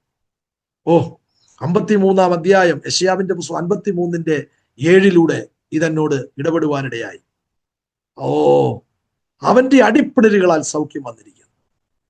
ഞാൻ അന്ന് രാത്രിയിൽ ആ വാക്യം പറഞ്ഞ്, കർത്താവേ നിന്റെ ഹിതം നിറവേറട്ടെ എന്ന് പറഞ്ഞ് ഉറങ്ങുകയാണ്. നീ സൗഖ്യം തന്നതിനായി സ്തോത്രം. അപ്പൊ ആ വാക്യത്തിൽ കൂടെ ഒരു കാര്യം നമുക്ക് മനസ്സിലാക്കുവാനായി കഴിയുന്നു. നമ്മുടെ സകല രോഗങ്ങൾക്ക് വേണ്ടി അവന്റെ ശരീരം ഉടയപ്പെട്ടു. നമ്മുടെ സകല പാപങ്ങളിൽ നിന്ന് നമ്മളെ ശുദ്ധീകരിച്ചെടുക്കുവാൻ അവന്റെ രക്തം ഒഴിക്കപ്പെട്ടു. അവന്റെ ശരീരം തകർക്കപ്പെട്ടതിനാൽ, അവന്റെ രക്തം ഒഴിക്കപ്പെട്ടതിനാൽ ഏത് രോഗത്തിൽ നിന്നും, ഏത് പാപത്തിൽ നിന്നും നമ്മുടെ ജീവിതത്തിൽ വിടുതലും സന്തോഷവും ശുദ്ധീകരണവും ഉണ്ടാകും എന്നുള്ളതിന് യാതൊരു സംശയമില്ല. ഡോക്ടർമാർ വിധി എഴുതി മരുന്ന് കൊണ്ട് സൗഖ്യമാകത്തില്ല. എന്നാൽ ഈ വാക്യം എൻ്റെ ഉള്ളിൽ ടച്ച് ചെയ്തു. യെശയ്യാവ് ഈ ആക്ഷരീകമായ യേശുവിന്റെ ക്രൂശീകരണം നടക്കുന്നതിന് ഏകദേശം 700 വർഷങ്ങൾക്ക് മുമ്പ് ഇത് ആത്മാവിൽ കണ്ടു. ആ വാക്യം എൻ്റെ ഉള്ളിലേക്ക് വന്നു. പ്രാർത്ഥിച്ചു, കിടന്നുറങ്ങി. അടുത്ത ദിവസം രാവിലെ എൻ്റെ ബ്ലഡ് എടുത്തുകൊണ്ട് പോവുകയാണ് ചെക്ക് ചെയ്യാൻ. അങ്ങനെ എടുത്തുകൊണ്ട് പോയി അവർ ചെക്ക് ചെയ്യാൻ വേണ്ടി ബ്ലഡ് എടുത്തുകൊണ്ട് പോകുന്നു. റിപ്പോർട്ട് ഉച്ചയോടുകൂടി റിപ്പോർട്ട് വരുന്നു. ഏകദേശം ഇവനിങ്ങോടുകൂടി ആ റിപ്പോർട്ട് വരുന്നു. ആ റിപ്പോർട്ടിൽ ഡോക്ടേഴ്സ് വളരെ സന്തോഷത്തോടെ വരികയാണ്. വന്നിട്ട് പറയാ, അവരിങ്ങനെ പറഞ്ഞു, ജോ പോസിറ്റീവ് ദ ഓ നെഗറ്റീവ് ഹോ ഗയാ ഹൈ, ഹമേ പത്താ നഹീ ക്യാ ഹുവാ ഹൈ. അവർ പറയാം, ഞങ്ങൾക്കറിയത്തില്ല ഇതെങ്ങനെ സംഭവിച്ചു. പോസിറ്റീവായിട്ട് നിന്റെ ബ്ലഡിനകത്ത് കിടന്നതെല്ലാം ഇപ്പോൾ നെഗറ്റീവായി മാറിയിരിക്കുന്നു. അങ്ങനെ ഒരു രോഗമില്ല എന്നവർ സ്ഥിരീകരിക്കുവാനിടയായി. സ്തോത്രം. ഞാൻ വളരെ ക്ഷീണിതനായി, തളർന്നവനായി, ഭയങ്കര സ്കെൽറ്റായിട്ട് ഒരു വല്ലാത്ത അവസ്ഥയിൽ കിടന്ന ഞാൻ, കർത്താവ് എന്നെ ടച്ച് ചെയ്തു. സ്തോത്രം. ആ വചനം എൻ്റെ ജീവിതത്തിൽ ദൈവം ആ വചനത്തിലൂടെ പ്രവർത്തിച്ചു. അവന്റെ ശരീരം ഉടയപ്പെട്ടത് രോഗവിമുക്തിക്ക് വേണ്ടി എൻ്റെ ജീവിതത്തിൽ സൗഖ്യം ലഭിച്ചു എന്ന് ഡോക്ടേഴ്സ് പറയുക. ജോ പോസിറ്റീവ് ഇതാ, നിന്റെ ബ്ലഡിനകത്ത് പോസിറ്റീവായിട്ട് കിടന്നതെല്ലാം നെഗറ്റീവായി മാറിയിരിക്കുന്നു. ഞാൻ സൗഖ്യം പ്രാപിച്ചു. അപ്പൊ എന്നോട് അവർ പറഞ്ഞ്, ഇങ്ങനെ കൈയടിക്കല്ലേ, അന്നൊരു ബജാജ് ചേതക്ക് ഒരു സ്കൂട്ടറുണ്ട്, കാലുകൊണ്ട് കിക്ക് ചെയ്ത് സ്റ്റാർട്ടാക്കുന്നത്, അങ്ങനെയൊന്നും സ്റ്റാർട്ടാക്കരുത്, ശരീരം ഹില്ലാകരുതെന്നൊക്കെ പറഞ്ഞു. എന്നാൽ കർത്താവ് സൗഖ്യം തന്നു കഴിഞ്ഞാൽ നമുക്ക് പേടിക്കേണ്ട കാര്യമില്ല. എത്ര ശക്തമായിട്ട് ഞാൻ ഇന്ന് കൈയടിക്കുന്നു.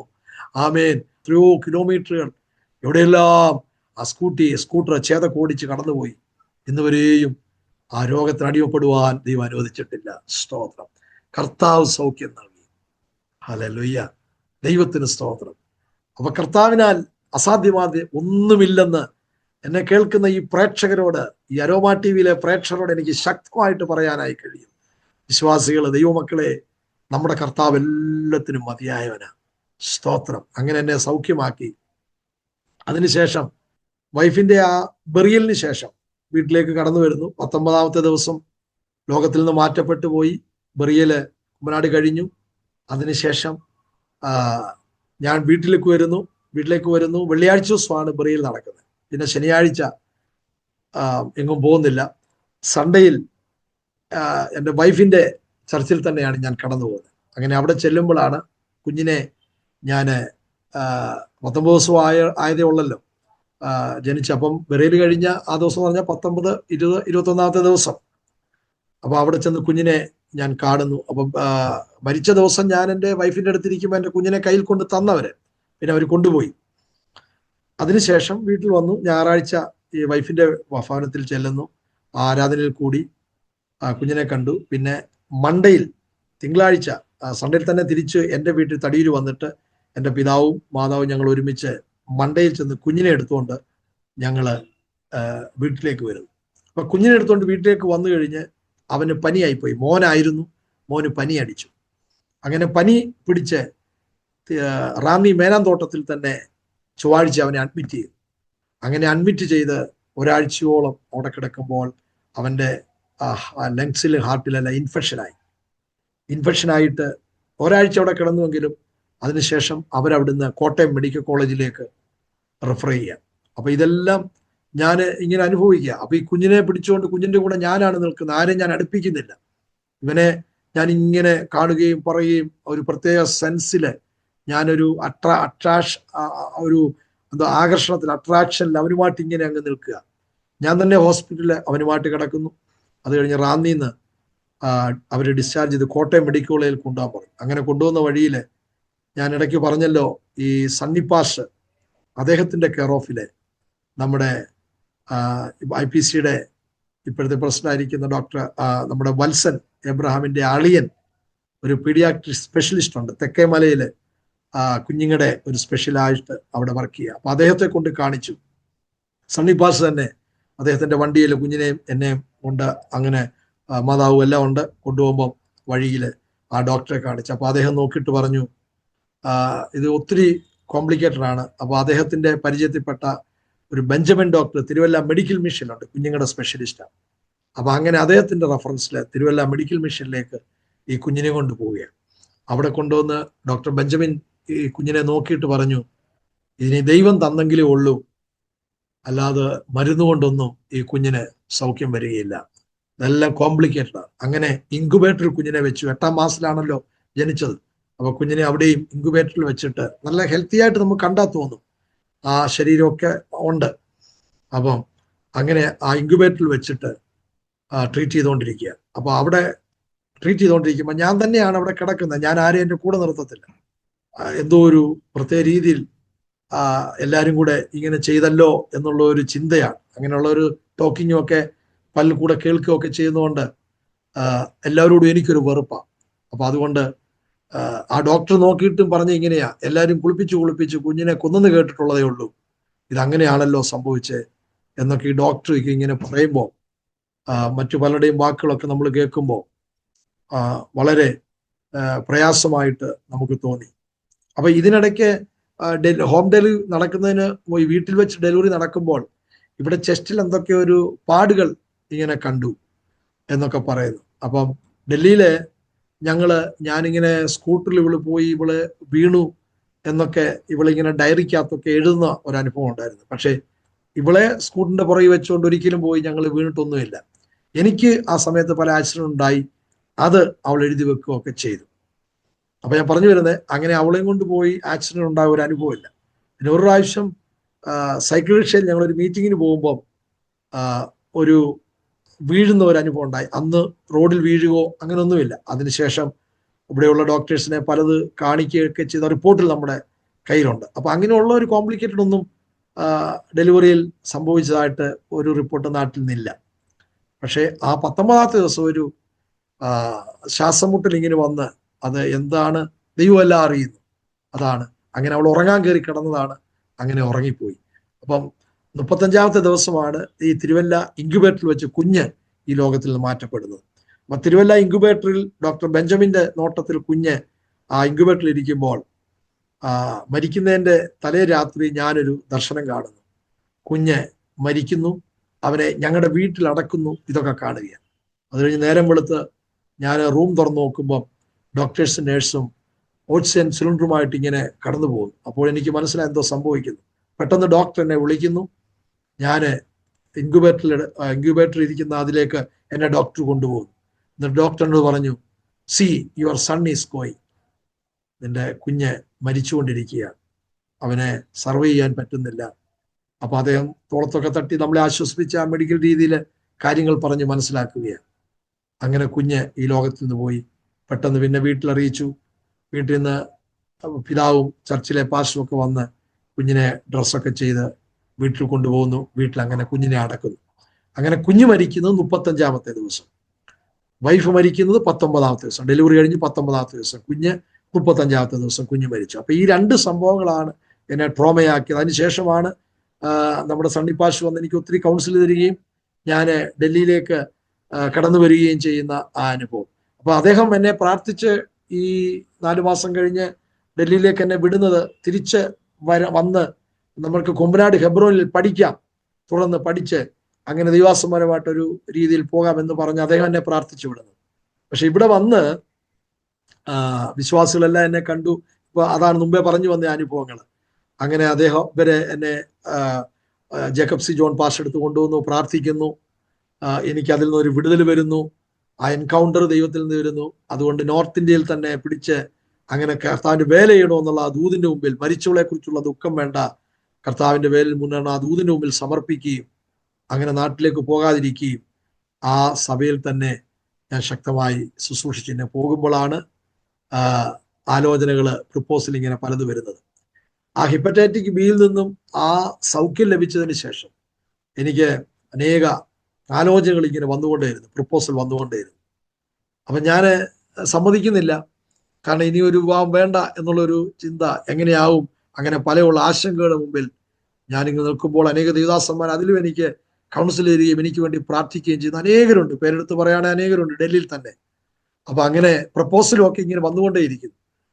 US നിന്ന് പ്രപ്പോസൽ വന്നിരുന്നു, ഗൾഫ് രാജ്യങ്ങളിൽ നിന്ന് വരുന്നു, തമിഴ്നാട്ടിൽ നിന്ന് വരുന്നു, ഡൽഹിയിൽ നിന്ന് തന്നെ പല പ്രപ്പോസൽ വരുന്നു, നേഴ്സസ് ആയിട്ടുള്ള അനേകർ വരുന്നു.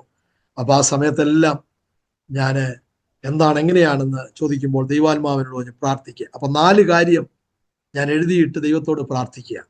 അങ്ങനെ എനിക്കൊരു വിവാഹ ജീവിതം ഉണ്ടെങ്കിൽ, കർത്താവെ, എൻ്റെ ജീവിതത്തിലേക്ക് വരുന്ന ആ പെൺകുട്ടി, ഞാൻ അവളെ കാണുന്നതിന് മുമ്പ് നീ എന്നെ അവൾക്ക് കാണിച്ചു കൊടുക്കണം, എൻ്റെ പേര് അവൾക്ക് വെളിപ്പെടുത്തി കൊടുക്കണം, എൻ്റെ സ്ട്രക്ചർ വെളിപ്പെടുത്തി കൊടുക്കണം. അങ്ങനെ എൻ്റെ പേരും എൻ്റെ രൂപവും എല്ലാം ഞാൻ വിവാഹം കഴിച്ച ദേവദാസിക്ക്, ലൗസി സാജന് ദൈവം വെളിപ്പെടുത്തി കൊടുത്തു. അപ്പൊ ഞാനിത് ദൈവസ്ഥലിൽ വെച്ച് പ്രാർത്ഥിക്കുക. ഇങ്ങനെ വെളിപ്പെടുത്തി ദൈവം അത് കൊടുക്കുന്നതായിട്ടൊക്കെ ആ ദൈവത്തിന്റെ പ്രവൃത്തി. അപ്പം ഒരു ജനുവരി മാസം, അതായത് എൻ്റെ അസുഖമൊക്കെ മാറി ഞാൻ ജനുവരി മാസത്തില് ഇപ്പോൾ ഓസ്ട്രേലിയയിലുള്ള എൻ്റെ അനുജന്റെ വിവാഹത്തോടുള്ള ബന്ധത്തിലാണ് ഞാൻ നാട്ടിലേക്ക് പോകുന്നത്. അങ്ങനെ നാട്ടിൽ ചെന്നു. നാട്ടിൽ ചെന്നപ്പോൾ എൻ്റെ പിതാവ് ഇങ്ങനെ ഒരു പ്രപ്പോസൽ പറഞ്ഞു. വെണ്ണിക്കുളത്തടുത്ത് ചുഴന IPCയിലെ മെമ്പറായി നിൽക്കുന്ന ഈ വാത്സല്യ കുടുംബം, എൻ്റെ കുടുംബത്തിന് 2 ജ്യേഷ്ഠത്തിമാർ, ഒരു 3 സഹോദരിമാരാണ്. ഏറ്റവും ഇളയതാണ് എൻ്റെ വൈഫ്, 2 ജ്യേഷ്ഠത്തിമാര്. അപ്പം അവരെല്ലാം ഈ പ്രപ്പോസൽ കേട്ടിട്ട് വൈഫിന്റെ തീരുമാനത്തിന് വിട്ടുകൊടുത്തു. അങ്ങനെ അവരും പ്രാർത്ഥിച്ചുകൊണ്ടിരിക്കുന്നു. ജനുവരിയിൽ ഞാൻ എൻ്റെ അനിയന്റെ വിവാഹത്തിന്റെ, ബിജു വർഗീസിന്റെ വിവാഹത്തിന് നാട്ടിൽ ചെല്ലുന്ന സമയത്ത് വിവാഹം കഴിഞ്ഞ് ഇവളെ കാണുന്നു. പക്ഷെ ഒരു ടോക്കിംഗ് ഒന്നും വരുന്നില്ല. അങ്ങനെ ഞാൻ തിരിച്ച് ഡൽഹിയിൽ തന്നെ വരികയാണ്. ഡൽഹിയിൽ തന്നെ വന്നിട്ട് ജൂലൈ മാസം എനിക്ക് എൻ്റെ നാട്ടിൽ നിന്ന് എൻ്റെ ഫാദറിന്റെ ഫോൺ വരുന്നു. നീ ജനുവരിയിൽ വന്ന് കണ്ട പെൺകുട്ടി പറയുന്നു ഈ കല്യാണം മതി. അപ്പൊ ഞാൻ എഴുതി വെച്ച് പ്രാർത്ഥിക്കുന്ന ഒരു വിഷയം ഇതാ, ഈ കല്യാണം മതി എന്ന് പറഞ്ഞു വരുന്ന ഒരാളായിരിക്കണം. അപ്പം അങ്ങനെ ഒരു വിഷയം, ഈ കല്യാണം മതി എന്ന് പറഞ്ഞു വരുന്ന ഒരു വ്യക്തിയായിരിക്കണം. എൻ്റെ പേരും സ്ട്രക്ചറും എല്ലാം കണ്ട വ്യക്തിയായിരിക്കണം. 3 ബൈബിൾ കോളേജിൽ പഠിച്ച വ്യക്തിയായിരിക്കണം. സുവിശേഷവേലയിൽ എന്നെക്കാട്ടിൽ സമർപ്പണമുള്ള വ്യക്തിയായിരിക്കണം. ഇങ്ങനെ ഈ 4 കൂട്ടം കാര്യങ്ങൾ പറഞ്ഞ് പ്രാർത്ഥിക്കുമ്പോൾ അതനുസരിച്ചാ ഞാൻ സഹോദരിമാരെ കാണുമ്പോൾ സംസാരിക്കുന്നത്. അപ്പൊ അങ്ങനെ ജനുവരിയിൽ കണ്ടു. ജൂലൈയിൽ എനിക്ക് മെസ്സേജ് തരുന്നു, ഇത് മതി എന്ന് പറഞ്ഞു വരുന്ന സഹോദരി. അപ്പൊ അവൾ ബൈബിൾ കോളേജ് പഠിച്ചതാണ്, നോർത്ത് ഇന്ത്യ വേലയ്ക്ക് വേണ്ടി സമർപ്പിച്ചതാണ്. അപ്പൊ എന്തുകൊണ്ടാണ് ഇത് മതി എന്ന് പറയുന്നത് എന്ന് ചോദിച്ചപ്പോൾ പറഞ്ഞു, അവളൊരു ദർശനം കണ്ടു, നിന്നെ മാത്രമേ വിവാഹം കഴിക്കത്തുള്ളൂ. അങ്ങനെ ദർശനവും ഒക്കെ കണ്ടു. ആ സാക്ഷ്യം എൻ്റെ ഭവനത്തിൽ അറിയിച്ചു. അങ്ങനെ ഞാൻ ഇവിടുന്ന് നാട്ടിൽ ചെല്ലുന്നു, വിവാഹം കഴിക്കുന്നു. ജനുവരി മാസത്തില് ഞാൻ കാണുമ്പോൾ അന്ന് ഈ ദർശനവും കാര്യങ്ങളും ഒന്നും എൻ്റെ വൈഫ് എന്നോട് ഷെയർ ചെയ്യുന്നില്ല. കമ്മ്യൂണിക്കേഷൻ അത് ക്ലിയർ ആയിട്ട് വരുന്നില്ല. അപ്പൊ വിവാഹം കഴിഞ്ഞതിന് ശേഷം ഞാൻ പ്രിയപ്പെട്ടോട് ചോദിച്ചു എന്തുകൊണ്ട് അന്ന് പറഞ്ഞില്ല. അപ്പൊ അതിന്റെ റീസൺ ഇതാണ്, ഈ പ്രപ്പോസൽ വരുമ്പോൾ ഞാനൊരു സെക്കൻഡ് മാരേജ് ആണല്ലോ, അതുകൊണ്ട് അവൾക്ക് അക്സെപ്റ്റ് ചെയ്യാനായിട്ട് കഴിയുന്നില്ല. അപ്പൊ തന്നെ അവിടെ പ്രാർത്ഥന, ഏത് വ്യക്തിയെ കൊടുത്താലും അവൾ സ്വീകരിക്കും, പക്ഷെ ദൈവം അവളോട് സംസാരിക്കണം. അങ്ങനെ ആ വിഷയത്തിൽ അവർ കുടുംബമായിട്ട് ദൈവസന്നിധിയിൽ പ്രാർത്ഥിക്കുമ്പോൾ അവരെ അറിയാത്ത ഒരു ദൈവദാസി അവരുടെ ഭവനത്തിൽ വരിക. അപ്പൊ ഈ വിഷയങ്ങളൊന്നും എന്തിനു വേണ്ടിയാണ് അവർ ഉപസിക്കുന്നത് ഇവക്കറിയത്തില്ല. അപ്പൊ ആ ദൈവദാസിയിലൂടെ അവൾക്ക് ആലോചന കൊടുക്കുകയാണ്, നിനക്ക് രാത്രി ദർശനത്തിൽ കൂടെ നിന്റെ കുടുംബത്തിലേക്ക് വരുന്നവന്റെ പേരും എല്ലാ ഡീറ്റെയിലും ഞാൻ നൽകി, നീ അക്സെപ്റ്റ് ചെയ്യുന്നില്ല, ഇത് മാത്രമാണ് നിന്റെ ജീവിതത്തിൽ നടക്കുന്നത്. അങ്ങനെ ദൈവം അവളോട് ഇടപെട്ടു, ആ എൻകൗണ്ടർ വന്നു. അതുകൊണ്ടാണ് ആ ദൈവം അവളോട് സംസാരിച്ചതിന്റെ വെളിച്ചത്തിൽ ഇത് മതി എന്ന് പറഞ്ഞ് അവള് സമർപ്പിച്ചു. അതുകൊണ്ടാണ് ആ നിലയിൽ ആ സംസാരങ്ങൾ അവിടെ വന്നത്. അങ്ങനെ അത് കേട്ടു. അങ്ങനെ എൻ്റെ ജീവിതത്തിലേക്ക് ലൗസി കടന്നു വരുവാനിടയായി. സ്തോത്രം. അങ്ങനെ ഹെപ്പറ്റൈറ്റിക് ബിയിൽ നിന്ന് സൗഖ്യം നൽകി. എൻ്റെ വിവാഹത്തിന്റെ ആ ട്രോമ, ആ ഒരു വേർപാടിന്റെ ദുഃഖത്തിൽ നിന്ന് വിടുതൽ നൽകി. കുഞ്ഞിന്റെ ആ വിഷയത്തിൽ നിന്ന് ദൈവം വിടുതൽ നൽകി. അങ്ങനെ 2000 ആണ്ട് ജൂലൈ മാസം 10-ാം തീയതി ഞാൻ വിവാഹം സെക്കൻഡിലേക്ക് കടന്നു വരുവാനിടയായി. അങ്ങനെ വളരെ സമർപ്പണത്തോടെ ലൗസി എൻ്റെ ജീവിതത്തിലേക്ക് കടന്നു വന്നു. അങ്ങനെ 2000 മുതൽ ഞങ്ങൾ അപ്പോൾ ഫരീദാബാദിൽ ഒരു FGC സഭയിൽ, ഫുൾ ഗോസ്പൽ ചർച്ച് കോഡിന്റെ സഭയിൽ ശുശ്രൂഷിച്ചുകൊണ്ടിരുന്നു. അവിടെ അവിടെ ഒരു വർഷം. അതിനുശേഷം പിന്നെയും ഡൽഹിയിലേക്ക് ഞങ്ങൾ മയൂറാൽ വന്ന ഇടങ്ങളിൽ, ശുശ്രൂഷിച്ച ഇടങ്ങളിലെല്ലാം അനേക വിടുതലുകൾ കർത്താവ് ചെയ്യുവാനിടയായി. സ്തോത്രം. ഞങ്ങൾ ഫരീദാബാദിൽ വന്ന് ശുശ്രൂഷിക്കുന്ന സമയത്ത് ഞങ്ങളുടെ കൂടെ താമസിച്ച ഒരു സഹോദരൻ, എൻ്റെ വൈഫ് ലൗസി റൊട്ടി ഉണ്ടാക്കി ചപ്പാത്തി ഉണ്ടാക്കി കൊടുക്കും, കമ്പനി ജോലി ചെയ്യും. ഞങ്ങളുടെ കൂടെ താമസിച്ച് ആ സഹോദരൻ ഇങ്ങനെ ജോലി ചെയ്യുന്ന സമയം, അപ്പൊ അദ്ദേഹത്തിനോട് എൻ്റെ വൈഫ് ദൈവാലോചന പറഞ്ഞു. ഞങ്ങൾ ദൈവാലോചന പറഞ്ഞു, നിന്നെ കർത്താവ് കണ്ടിട്ടുള്ളവനാ കർത്താവിന്റെ വേലയ്ക്ക് വേണ്ടി. അങ്ങനെ ഷിബു എന്ന് പറയുന്ന കർത്താവിന്റെ ദാസൻ, അന്ന് സഹോദരനാ, നമ്മളെക്കാളിലൊക്കെ ഒത്തിരി എളുപ്പമുണ്ട് എന്നെക്കാളിലൊക്കെ. അദ്ദേഹം സജീവസനെ സമർപ്പിച്ചു. അദ്ദേഹത്തെ പ്രാർത്ഥിച്ച് കുമ്പനാട് ഹെബ്രോണിലേക്ക് അയച്ചു. ഇന്ന് അദ്ദേഹവും ഒരുപക്ഷെ ഈ സാക്ഷ്യങ്ങൾ കേൾക്കുന്നുണ്ടാകാം. അദ്ദേഹം ഇന്ന് എരവേരി താബോർ IPCയിലെ പാസ്റ്ററാണ്. കുമ്പനാട് ഡിസ്ട്രിക്റ്റിൽ താബോർ IPCയിലെ വലിയ സഭയാണ്, ആ സഭയിലെ പാസ്റ്ററാണ്. അദ്ദേഹം എന്നെ അവിടെ വിളിച്ച് ഞാൻ അവിടെ പോയി ശുശ്രൂഷിപ്പാനിടയായി. അങ്ങനെ ഒരു ഉദാഹരണം ഞാൻ പറഞ്ഞു, അങ്ങനെ പലരെയും ദൈവസന്നിധിയിൽ കൊണ്ടുവരാനും ശുശ്രൂഷയിലൊക്കെ നയിക്കുവാനും ഒക്കെ ദൈവം ഭാഗ്യം നൽകി. അനുഗ്രഹീതമായ ശുശ്രൂഷ ഷിബു ഉള്ളന്നൂര് അവിടെ ചെയ്തുകൊണ്ടിരിക്കുന്നു. സ്തോത്രം. അപ്പൊ അങ്ങനെ അനുഭവങ്ങൾ. അതിനുശേഷം മയൂറാൽ വന്നു. മയൂറാലിലും വലിയ ദൈവപ്രവർത്തികൾ അവിടെയും കർത്താവ് ചെയ്തു. ഇതിനിടയ്ക്ക് പല ചലഞ്ചസുകൾ പലതും ഞാൻ പറയാതെ പോകുന്ന പല കാര്യാദികളുണ്ട്. പട്ടിണിയുടെ അനുഭവങ്ങൾ, എന്നെ ആൾക്കാരെ അടിച്ചിട്ടുണ്ട്. എൻ്റെ ഇവിടെ വന്ന് അടിച്ചു, ഇവിടെ ഞാൻ കാണിച്ചു കൊടുത്തു, പിന്നെ അവർ ഓടിപ്പോയി. ഇങ്ങനെയൊക്കെയുള്ള അനുഭവങ്ങളൊക്കെ ഉണ്ട്. പക്ഷെ എന്നെ ഇവിടെ തല്ലുന്ന സമയത്തൊക്കെ എനിക്ക് വേദനകളൊന്നും അനുഭവപ്പെടാനിടയായില്ല. ഒരു പൂ വന്ന് വീഴുന്ന പോലുള്ള അനുഭവങ്ങളാണ് എനിക്ക് ഉണ്ടായത്. അങ്ങനെ ഈ നോർത്ത് ഇന്ത്യയിൽ ഡൽഹിയിൽ ഉള്ള ശുശ്രൂഷയിൽ പല അനുഭവങ്ങളിലൂടെ ഇങ്ങനെ കടന്നുപോയി. അങ്ങനെ വിവാഹം ജൂലൈ മാസത്തിൽ കഴിയുന്നു. 2 വർഷം കഴിഞ്ഞ് മൂത്ത മോൻ ജോഷുവായെ ദൈവം ഞങ്ങൾക്ക് നൽകി. അതിനുശേഷം 2 വർഷം കഴിഞ്ഞ് ഡാനിയലിനെ തന്നു. ഡാനിയലിനെ തന്നതിന് ശേഷം സാറയെ തന്നു. അപ്പൊ ഡാനിയലും സാറായും 1 വയസ്സിന്റെ വ്യത്യാസമേ ഉള്ളൂ. അപ്പൊ സാറായുടെ ഡെലിവറി സമയത്ത് അത് ഭയങ്കര കോംപ്ലിക്കേറ്റഡ് ആയിരുന്നു. അത് പറയുമ്പോൾ ഞാനിങ്ങനെ ചിന്തിക്കുക, അവിടെയും ദൈവത്തിന്റെ പ്രവൃത്തി. അതായത് സാമ്പത്തികമായിട്ടുള്ള ഭയങ്കര ബുദ്ധിമുട്ടുകൾ, പ്രയാസങ്ങൾ. അപ്പം ഇവള് ഡെലിവറി സമയമാകുമ്പോൾ എന്നോട് രാവിലെ ലൗസി എന്നോട് എനിക്ക് പെയിൻ എടുക്കുന്നു. ഞാനൊരു മാരുതി ഒമിനി ടാക്സി വിളിച്ച് ഞാൻ ഇവളെ ഹോസ്പിറ്റലിലേക്ക് കൊണ്ടുപോവാം. പോകുന്ന വഴിയിലെ കാറിനകത്ത് വെച്ച് ഇവക്ക് പെയിൻ കൂടുന്നു. ഏകദേശം 60% വയറ് താഴുന്നു. പെട്ടെന്ന് ഹോസ്പിറ്റലിലുള്ള അറിയാവുന്ന ഒരു ഞാൻ അവിടെ ശുശ്രൂഷിക്കുന്ന ആ ചർച്ചിലെ അച്ഛനോട് വിളിച്ചു പറയുന്നു ഇങ്ങനെ. അപ്പൊ അവര് പെട്ടെന്ന് എമർജൻസിയിൽ കാര്യങ്ങളെല്ലാം അറേഞ്ച് ചെയ്യുന്നു. അപ്പൊ ട്രാഫിക്കിൽ ഇങ്ങനെ കിടക്കുന്നു. ഡൽഹിയിലെ ട്രാഫിക് ആണല്ലോ, അങ്ങനെ കിടക്കുന്നു. Somehow we reached. ഞങ്ങള് ഹോസ്പിറ്റലിൽ ചെന്നു, സെന്റ് സ്റ്റീഫൻ ഹോസ്പിറ്റലിൽ ചെന്നു, എമർജൻസിയിൽ കയറ്റി. അപ്പം എൻ്റെ 2ാമത്തെ മോന് 1 വയസ്സായി. അപ്പം രണ്ടാമത്തെ മോൻ എൻ്റെ തോളൊക്കെ കിടക്കുന്നു, മൂത്ത മോൻ കയ്യിൽ പിടിച്ചു നിൽക്കുന്നു.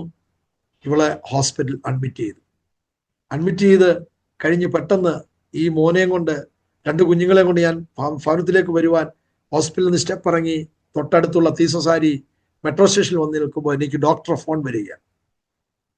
Where are you, please come soon, we have to talk, some complicated, അങ്ങനെ പറയുക.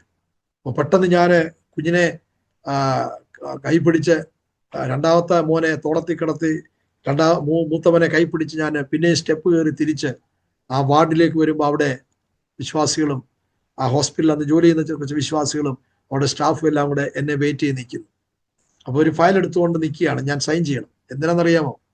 അതായത് അവർ പറഞ്ഞ ഇങ്ങനെയാണ്, ആ ലൗസി പ്രസവിക്കുവാൻ അവർക്ക് ബുദ്ധിമുട്ടാണ്, കുഞ്ഞ് വരുന്നില്ല. അപ്പൊ അവരുടെ ഒബ്സർവേഷനിൽ ഒരു ടൈം വെച്ചിട്ടുണ്ട്, അതിനുള്ളിൽ ഡെലിവറി നടന്നില്ലെങ്കിൽ ഓപ്പറേഷൻ ചെയ്യണം. അതിന് സൈൻ ചെയ്യാനാണ് എന്നെ വിളിക്കുന്നത്.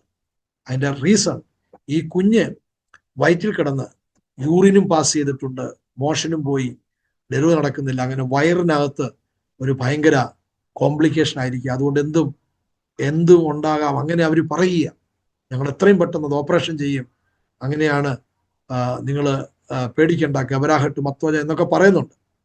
അപ്പൊ അങ്ങനെ ഒരു കോംപ്ലിക്കേറ്റഡ് ആകുന്ന ആ അവസരത്തിൽ ഞാൻ എന്താണ് ചെയ്യേണ്ടത്?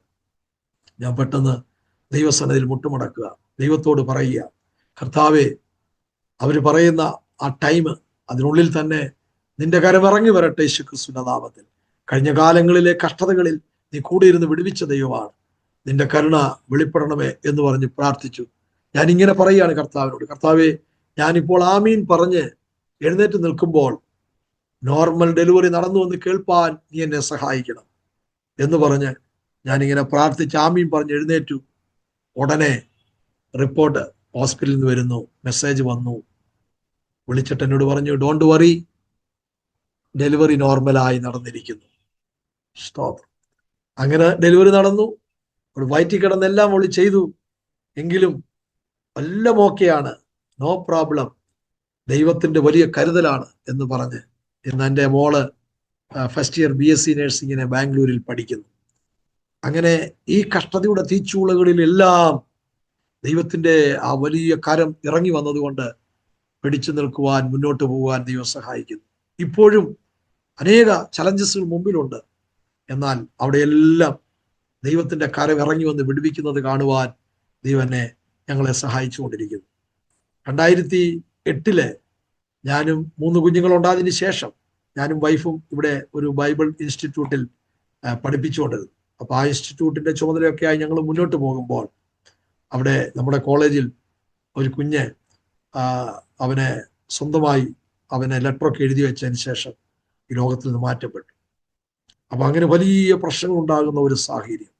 ആ സമയത്ത് അധികാരികളൊക്കെ കടന്നു വന്ന് വലിയ വിഷയമുണ്ടാക്കിക്കൊണ്ടിരിക്കുന്ന ആ സാഹചര്യത്തില് ദൈവത്തിന്റെ പരിശുദ്ധാത്മാവ് ഇറങ്ങി വന്ന് അധികാരികളോട് സംസാരിച്ച് ഞങ്ങളെ അതിൽ നിന്ന് വിടുവിച്ചെടുത്ത ഒരനുഭവമുണ്ട്. സ്തോത്രം. അപ്പം ഭയങ്കരമായ ഏറിയ എല്ലാ ആൾക്കാരും കൂടി ഭയങ്കര ബുദ്ധിമുട്ടും പ്രയാസം ഉണ്ടാകുന്ന ആ അനുഭവം, നമ്മൾ എന്തും ചെയ്യുമെന്നുള്ള രീതിയിൽ നിൽക്കുന്ന അനുഭവം. അപ്പം അതിൽ നിന്ന് പോലും ദൈവത്തിന്റെ കരമിറങ്ങി ദൈവം വിടുവിച്ചു. ദൈവത്തിന്റെ പരിശുദ്ധാത്മ ഇറങ്ങി അവിടെ വന്നു. ദാനിയേലിന്റെ സിംഹക്കുഴിയിൽ ഇറങ്ങി വന്ന് വിടുവിച്ചതുപോലെ, സ്തോത്രം, പൊട്ടക്കിണറ്റിൽ യോസഫിനെ പുറത്തെടുത്ത് കൊണ്ടുവന്നതുപോലെ, കാരാഗ്രഹത്തിൽ നിന്ന് പുറത്തു കൊണ്ടുവന്നതുപോലെ ദൈവത്തിന്റെ വലിയ പ്രവൃത്തി അവിടെ വരികയാണ്. അപ്പം അധികാരികളും നിയമങ്ങളും ഒക്കെ അവിടെ ഇങ്ങനെ നിൽക്കുമ്പോൾ ഞങ്ങൾ ഇത്രേ പറയുന്നുള്ളൂ, blood of Jesus, blood of Jesus, Holy Spirit come down, come down, nobody is here to help us. ഞങ്ങളെ സഹായിക്കുവാൻ ആരുമില്ല. അപ്പൊ ദൈവാത്മാവ് ഇറങ്ങി വരികയാണ്. സ്തോത്രം. ദൈവത്തിന്റെ ഫേവർ അവിടെ എല്ലാം വെളിപ്പെട്ടു വരാനിടയായി. അങ്ങനെ ദൈവം തീച്ചൂളയിൽ നിന്ന് പുറത്തു കൊണ്ടുവരികയാണ്. പിന്നെ അതിനുശേഷം 2-3 ബാച്ചോളം അവിടെ കുഞ്ഞുങ്ങളെ പഠിപ്പിക്കുകയും ശുശ്രൂഷകൾ നന്നായി ചെയ്യുവാനിടയാകുകയും ചെയ്തു. സ്തോത്രം. അതിനുശേഷം ഞാൻ അസംബ്ലീസ് കൊണ്ടുള്ള ബന്ധത്തിൽ കുറച്ചാള് കർത്താവിന്റെ പേരിൽ ഡൽഹിയിൽ പ്രവർത്തിപ്പാനിടയായി. ഏകദേശം 5-6 വർഷത്തോളം അസിസ്റ്റന്റ് പ്രസ്പിറ്റർ വരെയൊക്കെ ആയി. അങ്ങനെ ഇരിക്കുമ്പോഴാണ് തിരിച്ച് എൻ്റെ വൈഫിൻ്റെ പേരൻസിൻ്റെ അവരെ ഏജ്ഡ് ആണ്.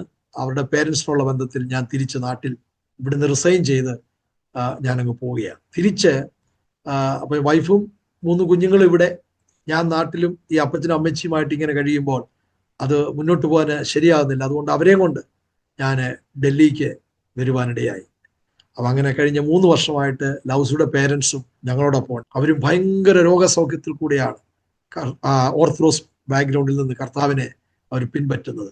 സ്തോത്രം. അവർക്കിപ്പോൾ 86 87 ഒക്കെ വയസ്സായിട്ട് ഞങ്ങളോട് താമസിക്കുന്നു. ദൈവത്തിന്റെ വലിയ കരുതൽ അവിടെയും അവരുടെ ജീവിതത്തിലും ദൈവം നൽകി തന്നുകൊണ്ടേയിരിക്കുന്നു. അപ്പൊ ഇത് ഇങ്ങനെയുള്ള ഈ അനുഭവങ്ങൾ എന്നെ കേൾക്കുന്ന എല്ലാ പ്രേക്ഷകരും മനസ്സിലാക്കണമേ. ഇതൊരു മിഥോളജി അല്ല, ജീവിതത്തിൽ രുചിച്ചറിഞ്ഞ കാര്യങ്ങളാണ്. അപ്പൊ ഈ കർത്താവ് കൂടെ ഇല്ലായിരുന്നുവെങ്കിൽ, ഈ കർത്താവിന്റെ സാന്നിധ്യം കൂടെ ഇല്ലായിരുന്നുവെങ്കിൽ നമുക്കിങ്ങനെ വന്ന് ഇന്ന് ഈ അരോമ ടിവിയിൽ ഇന്ന് സാക്ഷ്യം പറയുവാൻ സാധിക്കത്തില്ലായിരുന്നു. അരോമ ടിവിയിലൂടെ അനേക ജീവിക്കുന്ന സാക്ഷ്യങ്ങളെ കർത്താവിന്റെ ദാസൻ കൊണ്ടുവരികയാണ്. എന്നെ ഇതിലേക്ക് പരിചയപ്പെടുത്തിയത് സൗദാ സിസ്റ്റർ എന്ന് പറയുന്ന ആന്റിയാണ്, കുവൈറ്റിൽ നിന്ന്. അങ്ങനെ സാക്ഷ്യങ്ങളുടെ ഒരു വലിയ നിര തന്നെ ഇതിൽ കാണുമ്പോൾ ദൈവത്തിന് സ്തോത്രം ചെയ്യുകയാണ്. നമ്മുടെ എല്ലാവരുടെയും ജീവിതത്തിൽ ദൈവത്തിന്റെ ആ കരം കഷ്ടതയുടെ തീച്ചൂളുടെ നടുവില് ഇറങ്ങി വന്ന് വിടുവിക്കുന്നത് എത്രയോ യാഥാർത്ഥ്യമാണ്. ആമേൻ. ഇതിൽ കൂടെ എല്ലാം എനിക്ക് ലഭിച്ചത് ആ ഒരു സെൻസിബിളാണ്. ദൈവം അറിയാതെ ഒരു രോം പോലും താഴെ വീഴുന്നില്ല. അപ്പൊ ഈ ഒരു വെളിപ്പാടിലേക്ക്, ഈ ഒരു ഉത്ബോധ്യത്തിലേക്ക് വരുവാൻ സമയങ്ങൾ എടുക്കുകയാണ്. അത് ഓരോ പ്രോസസ്സിൽ കൂടെ ഹോസ്പിറ്റലിൽ കിടക്കുമ്പോൾ എന്തുകൊണ്ടിങ്ങനെ, കുഞ്ഞിന്റെ മരണസമയത്ത് എന്തുകൊണ്ടിങ്ങനെ, വൈഫിന്റെ മരണ സമയത്ത് എന്തുകൊണ്ടിങ്ങനെ ചോദ്യങ്ങൾ പലപ്പോഴും ചോദിച്ച് ഇനി ഭവനത്തോടുള്ള ബന്ധത്തിൽ എനിക്കൊരു വലിയ ഫീലിംഗ് ഉണ്ടായിരുന്നു. ഇതൊക്കെ സംഭവിച്ച് ഞാനിങ്ങനെ ഡൽഹിയിലൊക്കെ താമസിക്കുമ്പോൾ എന്നെ ആരും മൈൻഡ് ചെയ്യുന്നില്ലല്ലോ, എന്നെ ആരും നാട്ടിൽ നിന്നൊക്കെ ആണെങ്കിലും എന്നെ ആരും ഒന്നും വിളിക്കുന്നില്ലല്ലോ, മൈൻഡ് ചെയ്യുന്നില്ല, ആശ്വസിപ്പിക്കാൻ ആരും ഇല്ലല്ലോ. അങ്ങനെയുള്ള പ്രത്യേക സാഹചര്യം കിടക്കുമ്പോൾ, ഇപ്പൊ 24 ദിവസം ഹോസ്പിറ്റലിൽ കിടക്കുമ്പോൾ, അല്ലെങ്കിൽ കുഞ്ഞു മരിച്ചു, അല്ലെങ്കിൽ ആരുമില്ലല്ലോ, നമ്മളോട് അകന്നകന്ന് നിൽക്കുന്ന ഒരനുഭവങ്ങൾ ഡൽഹിയിൽ ഞാൻ പല വ്യക്തികൾ കൂടെയൊക്കെ കണ്ടിട്ടുണ്ട്. അപ്പൊ ഇവിടെ എല്ലാം നമ്മളെ പഠിപ്പിക്കുകയാണ്. സ്തോത്രം. ആ ദൈവ സാന്നിധ്യത്തിലേക്ക് നമ്മളെ, ആ ദൈവത്തിന്റെ ഹെൽപ്പിലേക്ക് നമ്മളെ കൊണ്ടുവരിക. അപ്പൊ ഇങ്ങനെയുള്ള ഈ അനുഭവങ്ങളാണ് ഞാൻ ഇന്ന് പ്രേക്ഷക വൃന്ദങ്ങളോട്, അരോമ ടിവിയുടെ പ്രേക്ഷക വൃന്ദങ്ങളോട് ഞാൻ അറിയിക്കുന്നത്. ഇതിലൂടെ നിങ്ങളുടെ വിശ്വാസം വർദ്ധിക്കട്ടെ. എന്നെ കേൾക്കുന്ന ആരെങ്കിലും വേർപാടിന്റെ ദുഃഖത്തില്, അല്ലെ കുഞ്ഞു പോയി, അല്ലെങ്കിൽ വൈഫ് പോയി, അല്ലെങ്കിൽ രോഗം, സാമ്പത്തിക വിഷയം, അങ്ങനെ ഏത് വിഷയത്തോടുള്ള ബന്ധത്തിൽ നിങ്ങൾ ഭാരപ്പെട്ടുകൊണ്ടിരിക്കുന്നു, എൻ്റെ അനുഭവത്തിൽ കൂടെ ഒരു ഉറപ്പോടെ എനിക്ക് പറയുവാനായി കഴിയും, ദൈവം നിങ്ങളെ കൈവിട്ടിട്ടില്ല. ദൈവം അറിയാതെ നിങ്ങളുടെ തലയിൽ ഒരു രോം പോലും താഴെ വീഴത്തില്ല. മെഡിക്കൽ സയൻസ് ഫെയിൽ ആയിക്കൊള്ളട്ടെ, സ്തോത്രം, മരുന്ന് കൊണ്ട് വർക്കൗട്ട് ചെയ്യത്തില്ല എന്ന് ഡോക്ടേഴ്സ് പറഞ്ഞുകൊള്ളട്ടെ, ഭയപ്പെടേണ്ട. യഹോവ റാഫ, ഞാനാണ് അത് അനുഭവിച്ചു. സ്തോത്രം. അതുകൊണ്ട് ഇപ്പോഴും എന്തെങ്കിലും വിഷയങ്ങൾ വരുമ്പോൾ മുട്ടുമടക്കി ദൈവത്തോട് പ്രാർത്ഥിക്കും. ദൈവം അവിടെ തൻ്റെ കരം നീട്ടും. അങ്ങനെ ഓരോ ദിവസവും നയിച്ചുകൊണ്ടിരിക്കുന്നു. അങ്ങനെ AG-യിലെ ഇത് കഴിഞ്ഞ് നാട്ടിൽ പോയി, നാട്ടിൽ നിന്ന് തിരിച്ച് ഞാനിവിടെ വന്ന് പിന്നെ IPC, കാരണം പേരൻസും എല്ലാം ഉണ്ട്, എനിക്ക് ദൂരെ പിന്നെ പോകാനുള്ള ബുദ്ധിമുട്ടുണ്ട്. അതുകൊണ്ട് എല്ലാവരുമായിട്ട് നല്ല സാക്ഷ്യത്തോട് തന്നെ പ്രവർത്തിപ്പാനും പോകുവാനും ഒക്കെ ദൈവം ഇടയാക്കുന്നു. അങ്ങനെ ഇവിടെ കരോൾബാഗിലെ, ഡൽഹിയിലെ കരോൾബാഗിലെ IPC ചർച്ചിലെ, ഷാദിപൂരാണ് ആ ചർച്ച്, നോർത്തേൺ റീജിയൻ, നമ്മുടെ KT തോമസ് അപ്പച്ചന്റെ സ്ഥാപിത സംഘടനയായ ആ NR നോർത്തേൺ റീജിയനോട് ചേർന്ന് ഞാനിവിടെ സഭയിലെ ശുശ്രൂഷയിൽ ഇപ്പോൾ ആയിരിക്കുന്നു. IPC-യിലെ ഇപ്പം 4 മാസവും കഴിഞ്ഞു. അവിടുന്ന് ഏപ്രിലാണ് ഞാൻ അവിടെ സഭാ ശുശ്രൂഷ ഏറ്റെടുത്ത്. അങ്ങനെ ദൈവം അവിടെ സീനിയർ പാസ്റ്റർ ആയിരിക്കുന്ന പാസ്റ്റർ പീലിപ്പോസ് മത്തായി കുടുംബമായിട്ടുണ്ട്. അദ്ദേഹവും ശുശ്രൂഷയ്ക്ക് നേതൃത്വം തരുന്നു. നമ്മുടെ സോണിന്റെ പ്രസിഡന്റ് പാസ്റ്റർ KG മത്തായി, അതുപോലെ നോർത്തേൺ റീജിയന്റെ ഭാരവാഹികളൊക്കെ അറിയാം, പേഴ്സിസ് ജോൺ കഴിഞ്ഞ ദിവസങ്ങളിൽ സാക്ഷ്യങ്ങൾ പറയുവാനിടയായി. അങ്ങനെ എല്ലാ മേലും അനുഗ്രഹീതമായ ദേവദാസന്മാര് പ്രവർത്തിക്കുന്നു. അതുപോലെ അസംബ്ലി സ്കൂളിലെ കർത്താവിന്റെ ദാസന്മാർ എല്ലാവരുമായിട്ടും നല്ല ആ യൂണിറ്റിയിൽ പോകുവാൻ ദൈവം നമ്മെ സഹായിക്കുന്നു. കഴിഞ്ഞ ദിവസങ്ങളിൽ 7 പേരെ കർത്താവിൻ്റെ സന്നിധിയിൽ സ്നാനപ്പെടുത്തുവാൻ ദൈവം ഭാഗ്യം നൽകി. അപ്പം അങ്ങനെ ഞാൻ ഇരുന്ന സഭകൾ, ഞാൻ മാറി മാറി ഇരുന്ന പല സഭകളുണ്ട്, അവിടെയെല്ലാം പല പല അനുഭവങ്ങളുണ്ട്. അങ്ങനെ വെച്ച് നോക്കുമ്പോൾ ഇതെൻ്റെ 10ാമത്തെ സഭയാണ്. അപ്പം കഴിഞ്ഞ 9 സഭകളിലും ഞാൻ 5-3 വർഷം എനിക്ക് മാറേണ്ടതായിട്ടൊന്നുമില്ല. പക്ഷേ എനിക്ക് ദൈവം എന്നോട് പറയുമ്പോൾ ഞാനങ്ങ് മാറും, അത് ആളെ ഏൽപ്പിക്കും, അങ്ങനെ പോകും. അങ്ങനെ ഇന്ന് ഇത്രത്തോളം ഇവിടെ ആയിരിക്കുന്നു. ഞങ്ങൾ താമസിക്കുന്നത് ഡൽഹിയിലെ വികാസ്പുരി എന്ന് പറഞ്ഞ സ്ഥലത്താണ്. ഇവിടുന്ന് ഒരു 15 മിനിറ്റ് മതി മെട്രോയിൽ ഞങ്ങൾക്ക് ചർച്ചിലെത്താൻ. അങ്ങനെ ചർച്ചും സഭാശുശ്രൂഷകളും ഒക്കെ ആയിട്ട് ഇങ്ങനെ മുന്നേറുന്നു. വളരെ നോർത്ത് ഇന്ത്യയുടെ പലയിടങ്ങളിൽ പല എതിർപ്പുകളുണ്ട്, അതിൻ്റെതായ ഒരു ചലഞ്ചസ് പ്രഭാവം ഇവിടെയും ഉണ്ട്. എന്നിരുന്നാലും ദൈവം സൂക്ഷിക്കുന്നു. ഇതാണ് എൻ്റെ അനുഭവങ്ങൾ. ഇതിനിടയ്ക്ക് പല ശാരീരാസ്വസ്ഥകൾ, ഇപ്പം ഹെപ്പറ്റൈറ്റിസ് ബി വന്നു, മലേറിയ വന്നു, അതിനുശേഷം ന്യൂമോണിയ വന്നു, പിന്നെ ഡെങ്കു ഫീവർ വന്നു. ഡെങ്കു ഫീവർ വന്ന് വളരെ പ്രോബ്ലം ആയത് എൻ്റെ ജീവിതത്തിൽ. അപ്പം പലരും പറഞ്ഞു ഓമയുടെ ഇല അരച്ചിട്ട് ആ നീരെടുത്ത് പാലിനകത്തിട്ട് കുടിച്ചാൽ മതി. അങ്ങനെ കുടിച്ചിട്ട് എനിക്ക് മോശം പോകാതെ വന്നു. 3 ദിവസത്തോളം മോശം പോകാതെ ഭയങ്കര ബുദ്ധിമുട്ട് വന്നു. അപ്പം അങ്ങനെ ഇരിക്കുന്ന സമയത്ത് അടുത്തുള്ള ഒരു ദേവദാസൻ വന്നു.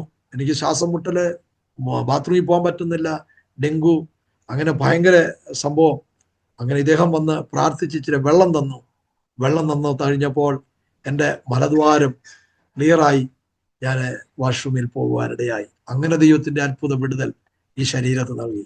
അപ്പൊ ഈ ശരീരത്ത് വരാത്ത എല്ലാ അസ്വസ്ഥതകളും ഇങ്ങനെ മേജറായിട്ടുള്ള ഹെപ്പറ്റൈറ്റിസ് ബി, ഡെങ്കി, ഈ പറഞ്ഞ മഞ്ഞപ്പിത്തം, ന്യൂമോണിയ, ടൈഫോയിഡ്, മലേറിയ, ഇതെല്ലാം വന്ന് വളരെ കോംപ്ലിക്കേറ്റഡ് ആയത് എൻ്റെ ശരീരത്തിൽ.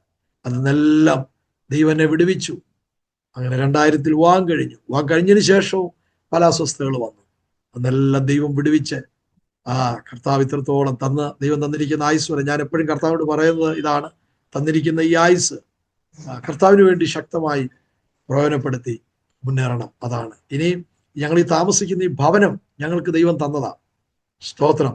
ഇതൊക്കെ ഇത് വാങ്ങിക്കാമെന്നുള്ള ഒരു ഇതുമില്ല. അപ്പൊ കർത്താവിൻ്റെ വൈഫിനോട് ഒരു വാഗ്ദത്തം ചെയ്തു.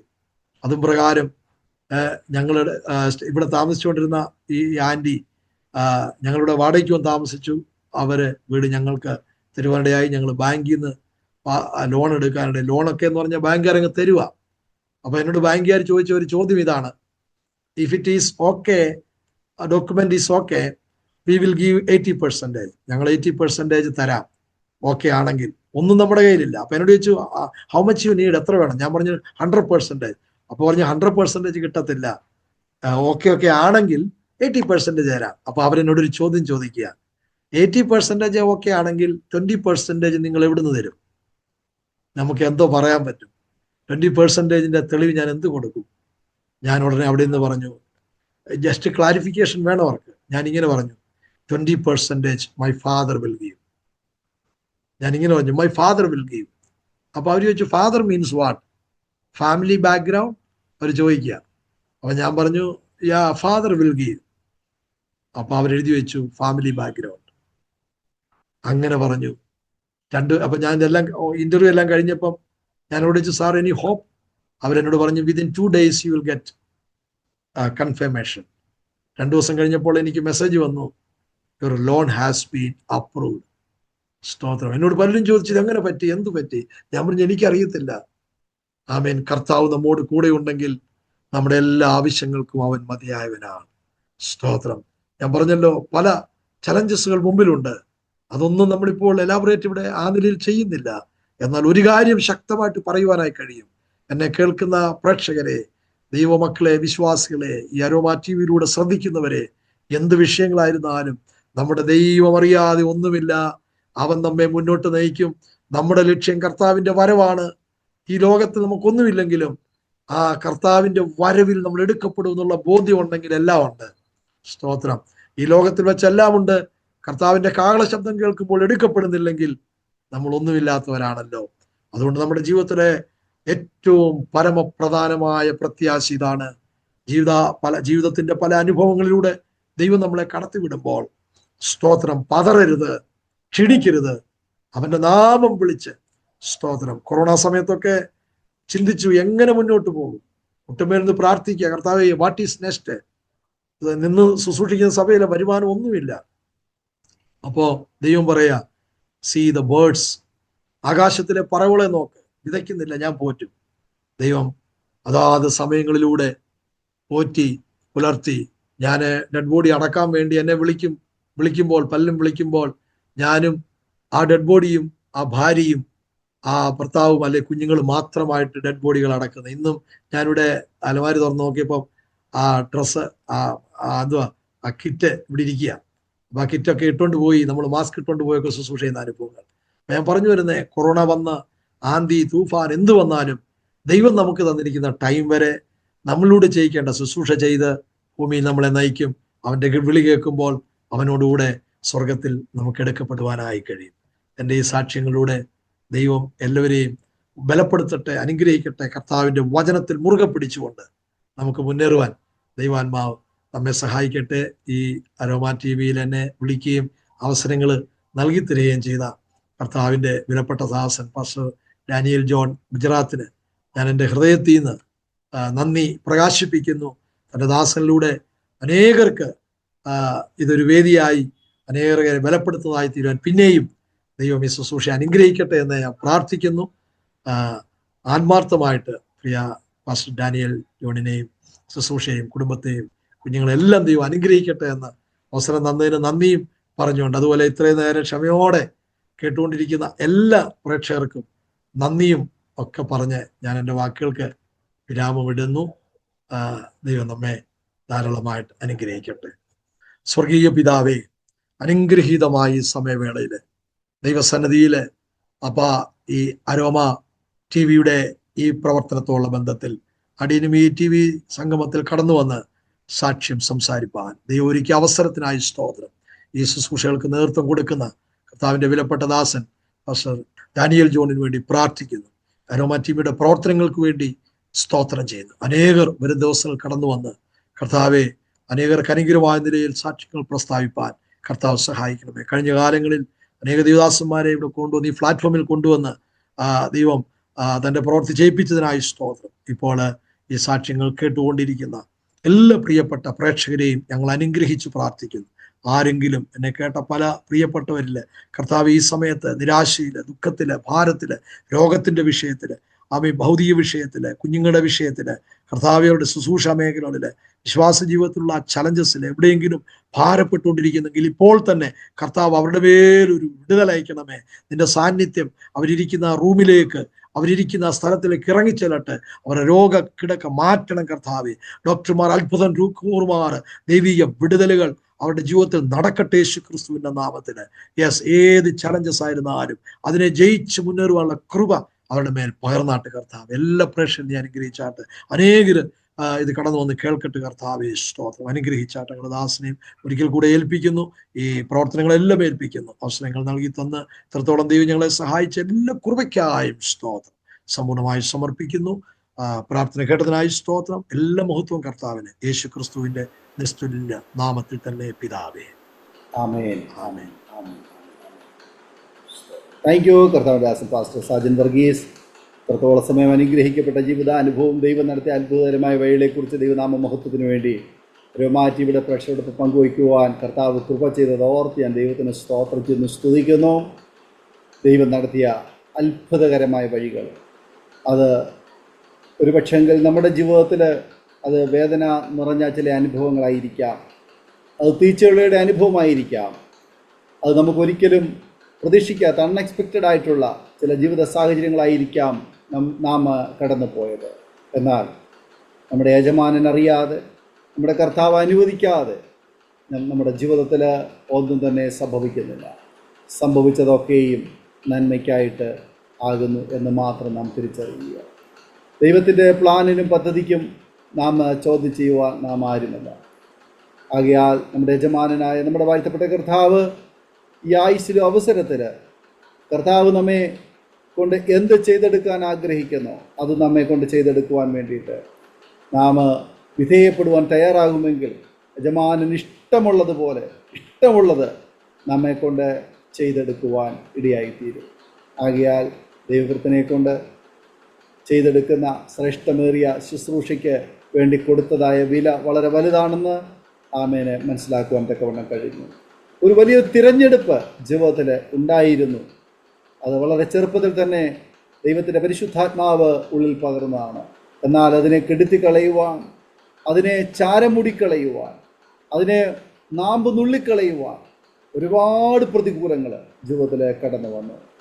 എന്നാൽ അതിൽ നിന്നൊക്കെ അത്ഭുതകരമായ വിടുതലാണ് കർത്താവ് തന്നത്. ഒരു വലിയൊരു ശുശ്രൂഷ, വലിയൊരു അഭിഷേകം ദൈവകൃത്തിൻ്റെ മേൽ ദൈവം പകർന്നിരിക്കുന്നല്ലോ. ആകയാൽ ആമേൻ അധികം ശക്തിയോടെ പ്രയോജനപ്പെടുത്തുവാൻ, അനേകരെ തീയിൽ നിന്ന് വലിച്ചെടുക്കുവാൻ, നാശത്തിൽ നിന്ന്, പാപക്കുഴിയിൽ നിന്ന് കർത്താവിലേക്ക്, നിത്യജീവനിലേക്ക് നയിക്കുവാൻ അത് പര്യാപ്തമായി തീരട്ടെ എന്ന് ആഗ്രഹിക്കുന്നു, പ്രാർത്ഥിക്കുന്നു. ദൈവകൃത്തിനെയും ദൈവദാസിയും കുഞ്ഞുങ്ങളെയും ദൈവം ധാരാളം അനുഗ്രഹിക്കട്ടെ എന്ന് ഇത്തരണത്തിൽ പ്രാർത്ഥിക്കുന്നു. അരോമ ടിവിയുടെ അനേക ആയിരക്കണക്കിന് പ്രേക്ഷകർക്ക് ഈ സാക്ഷ്യം വലിയ അനുഗ്രഹമായി തീർന്നുവെന്ന് ഞാൻ പൂർണ്ണമായി വിശ്വസിക്കുകയാണ്. തീർച്ചയായിട്ടും നിങ്ങളുടെ പ്രിയപ്പെട്ടവർക്ക്, സുഹൃത്തുക്കൾ കൂടി ഷെയർ ചെയ്ത് കൊടുക്കൂ. അവരും കേട്ട് അനുഗ്രഹിക്കപ്പെട്ട് അതിലൂടെ ദൈവനാമം മഹിമപ്പെടുവാൻ മുഖാന്തരമായി തീരുമല്ലോ. നിങ്ങളുടെ വിലയേറിയ അഭിപ്രായങ്ങളും നിർദ്ദേശങ്ങളും കമൻറ്റ് ബോക്സിൽ രേഖപ്പെടുത്താവുന്നതാണ്. അതുപോലെ നിങ്ങൾക്കൊരു പ്രാർത്ഥനാ വിഷയമുണ്ടെങ്കിൽ സ്ക്രീനിൽ കാണുന്ന വാട്സപ്പ് നമ്പറിൽ ഞങ്ങളെ വിവരം അറിയിക്കാവുന്നതാണ്. പ്രേക്ഷകർക്ക് വേണ്ടി എല്ലാ തിങ്കളാഴ്ചയും രാത്രി 9 മണിക്ക് പ്രത്യേക പ്രാർത്ഥന നടന്നു വരുന്നു. നിങ്ങൾക്കും അതിൽ സംബന്ധിക്കാവുന്നതാണ്. അത്രത്തോളം സമയം ഞങ്ങളെ കേട്ടുകൊണ്ടിരുന്ന പ്രേക്ഷകരോടും സാക്ഷ്യം പങ്കുവച്ച കർത്തൃകൃത്യത്തിനുള്ളതായ നന്ദി, സ്നേഹവും ഒരിക്കൽ കൂടി അറിയിക്കുന്നു. ദൈവമായ കർത്താവ് നമ്മെല്ലാവരെയും അനുഗ്രഹിക്കട്ടെ. അടുത്ത അനുഗ്രഹിക്കപ്പെട്ട സാക്ഷ്യം വചനത്തിൻ്റെതായ വീട്ടിൽ കൂടി കാണുമ്പോഴേയും എല്ലാ പ്രിയപ്പെട്ടവർക്കും goodbye. God bless you all. Amen.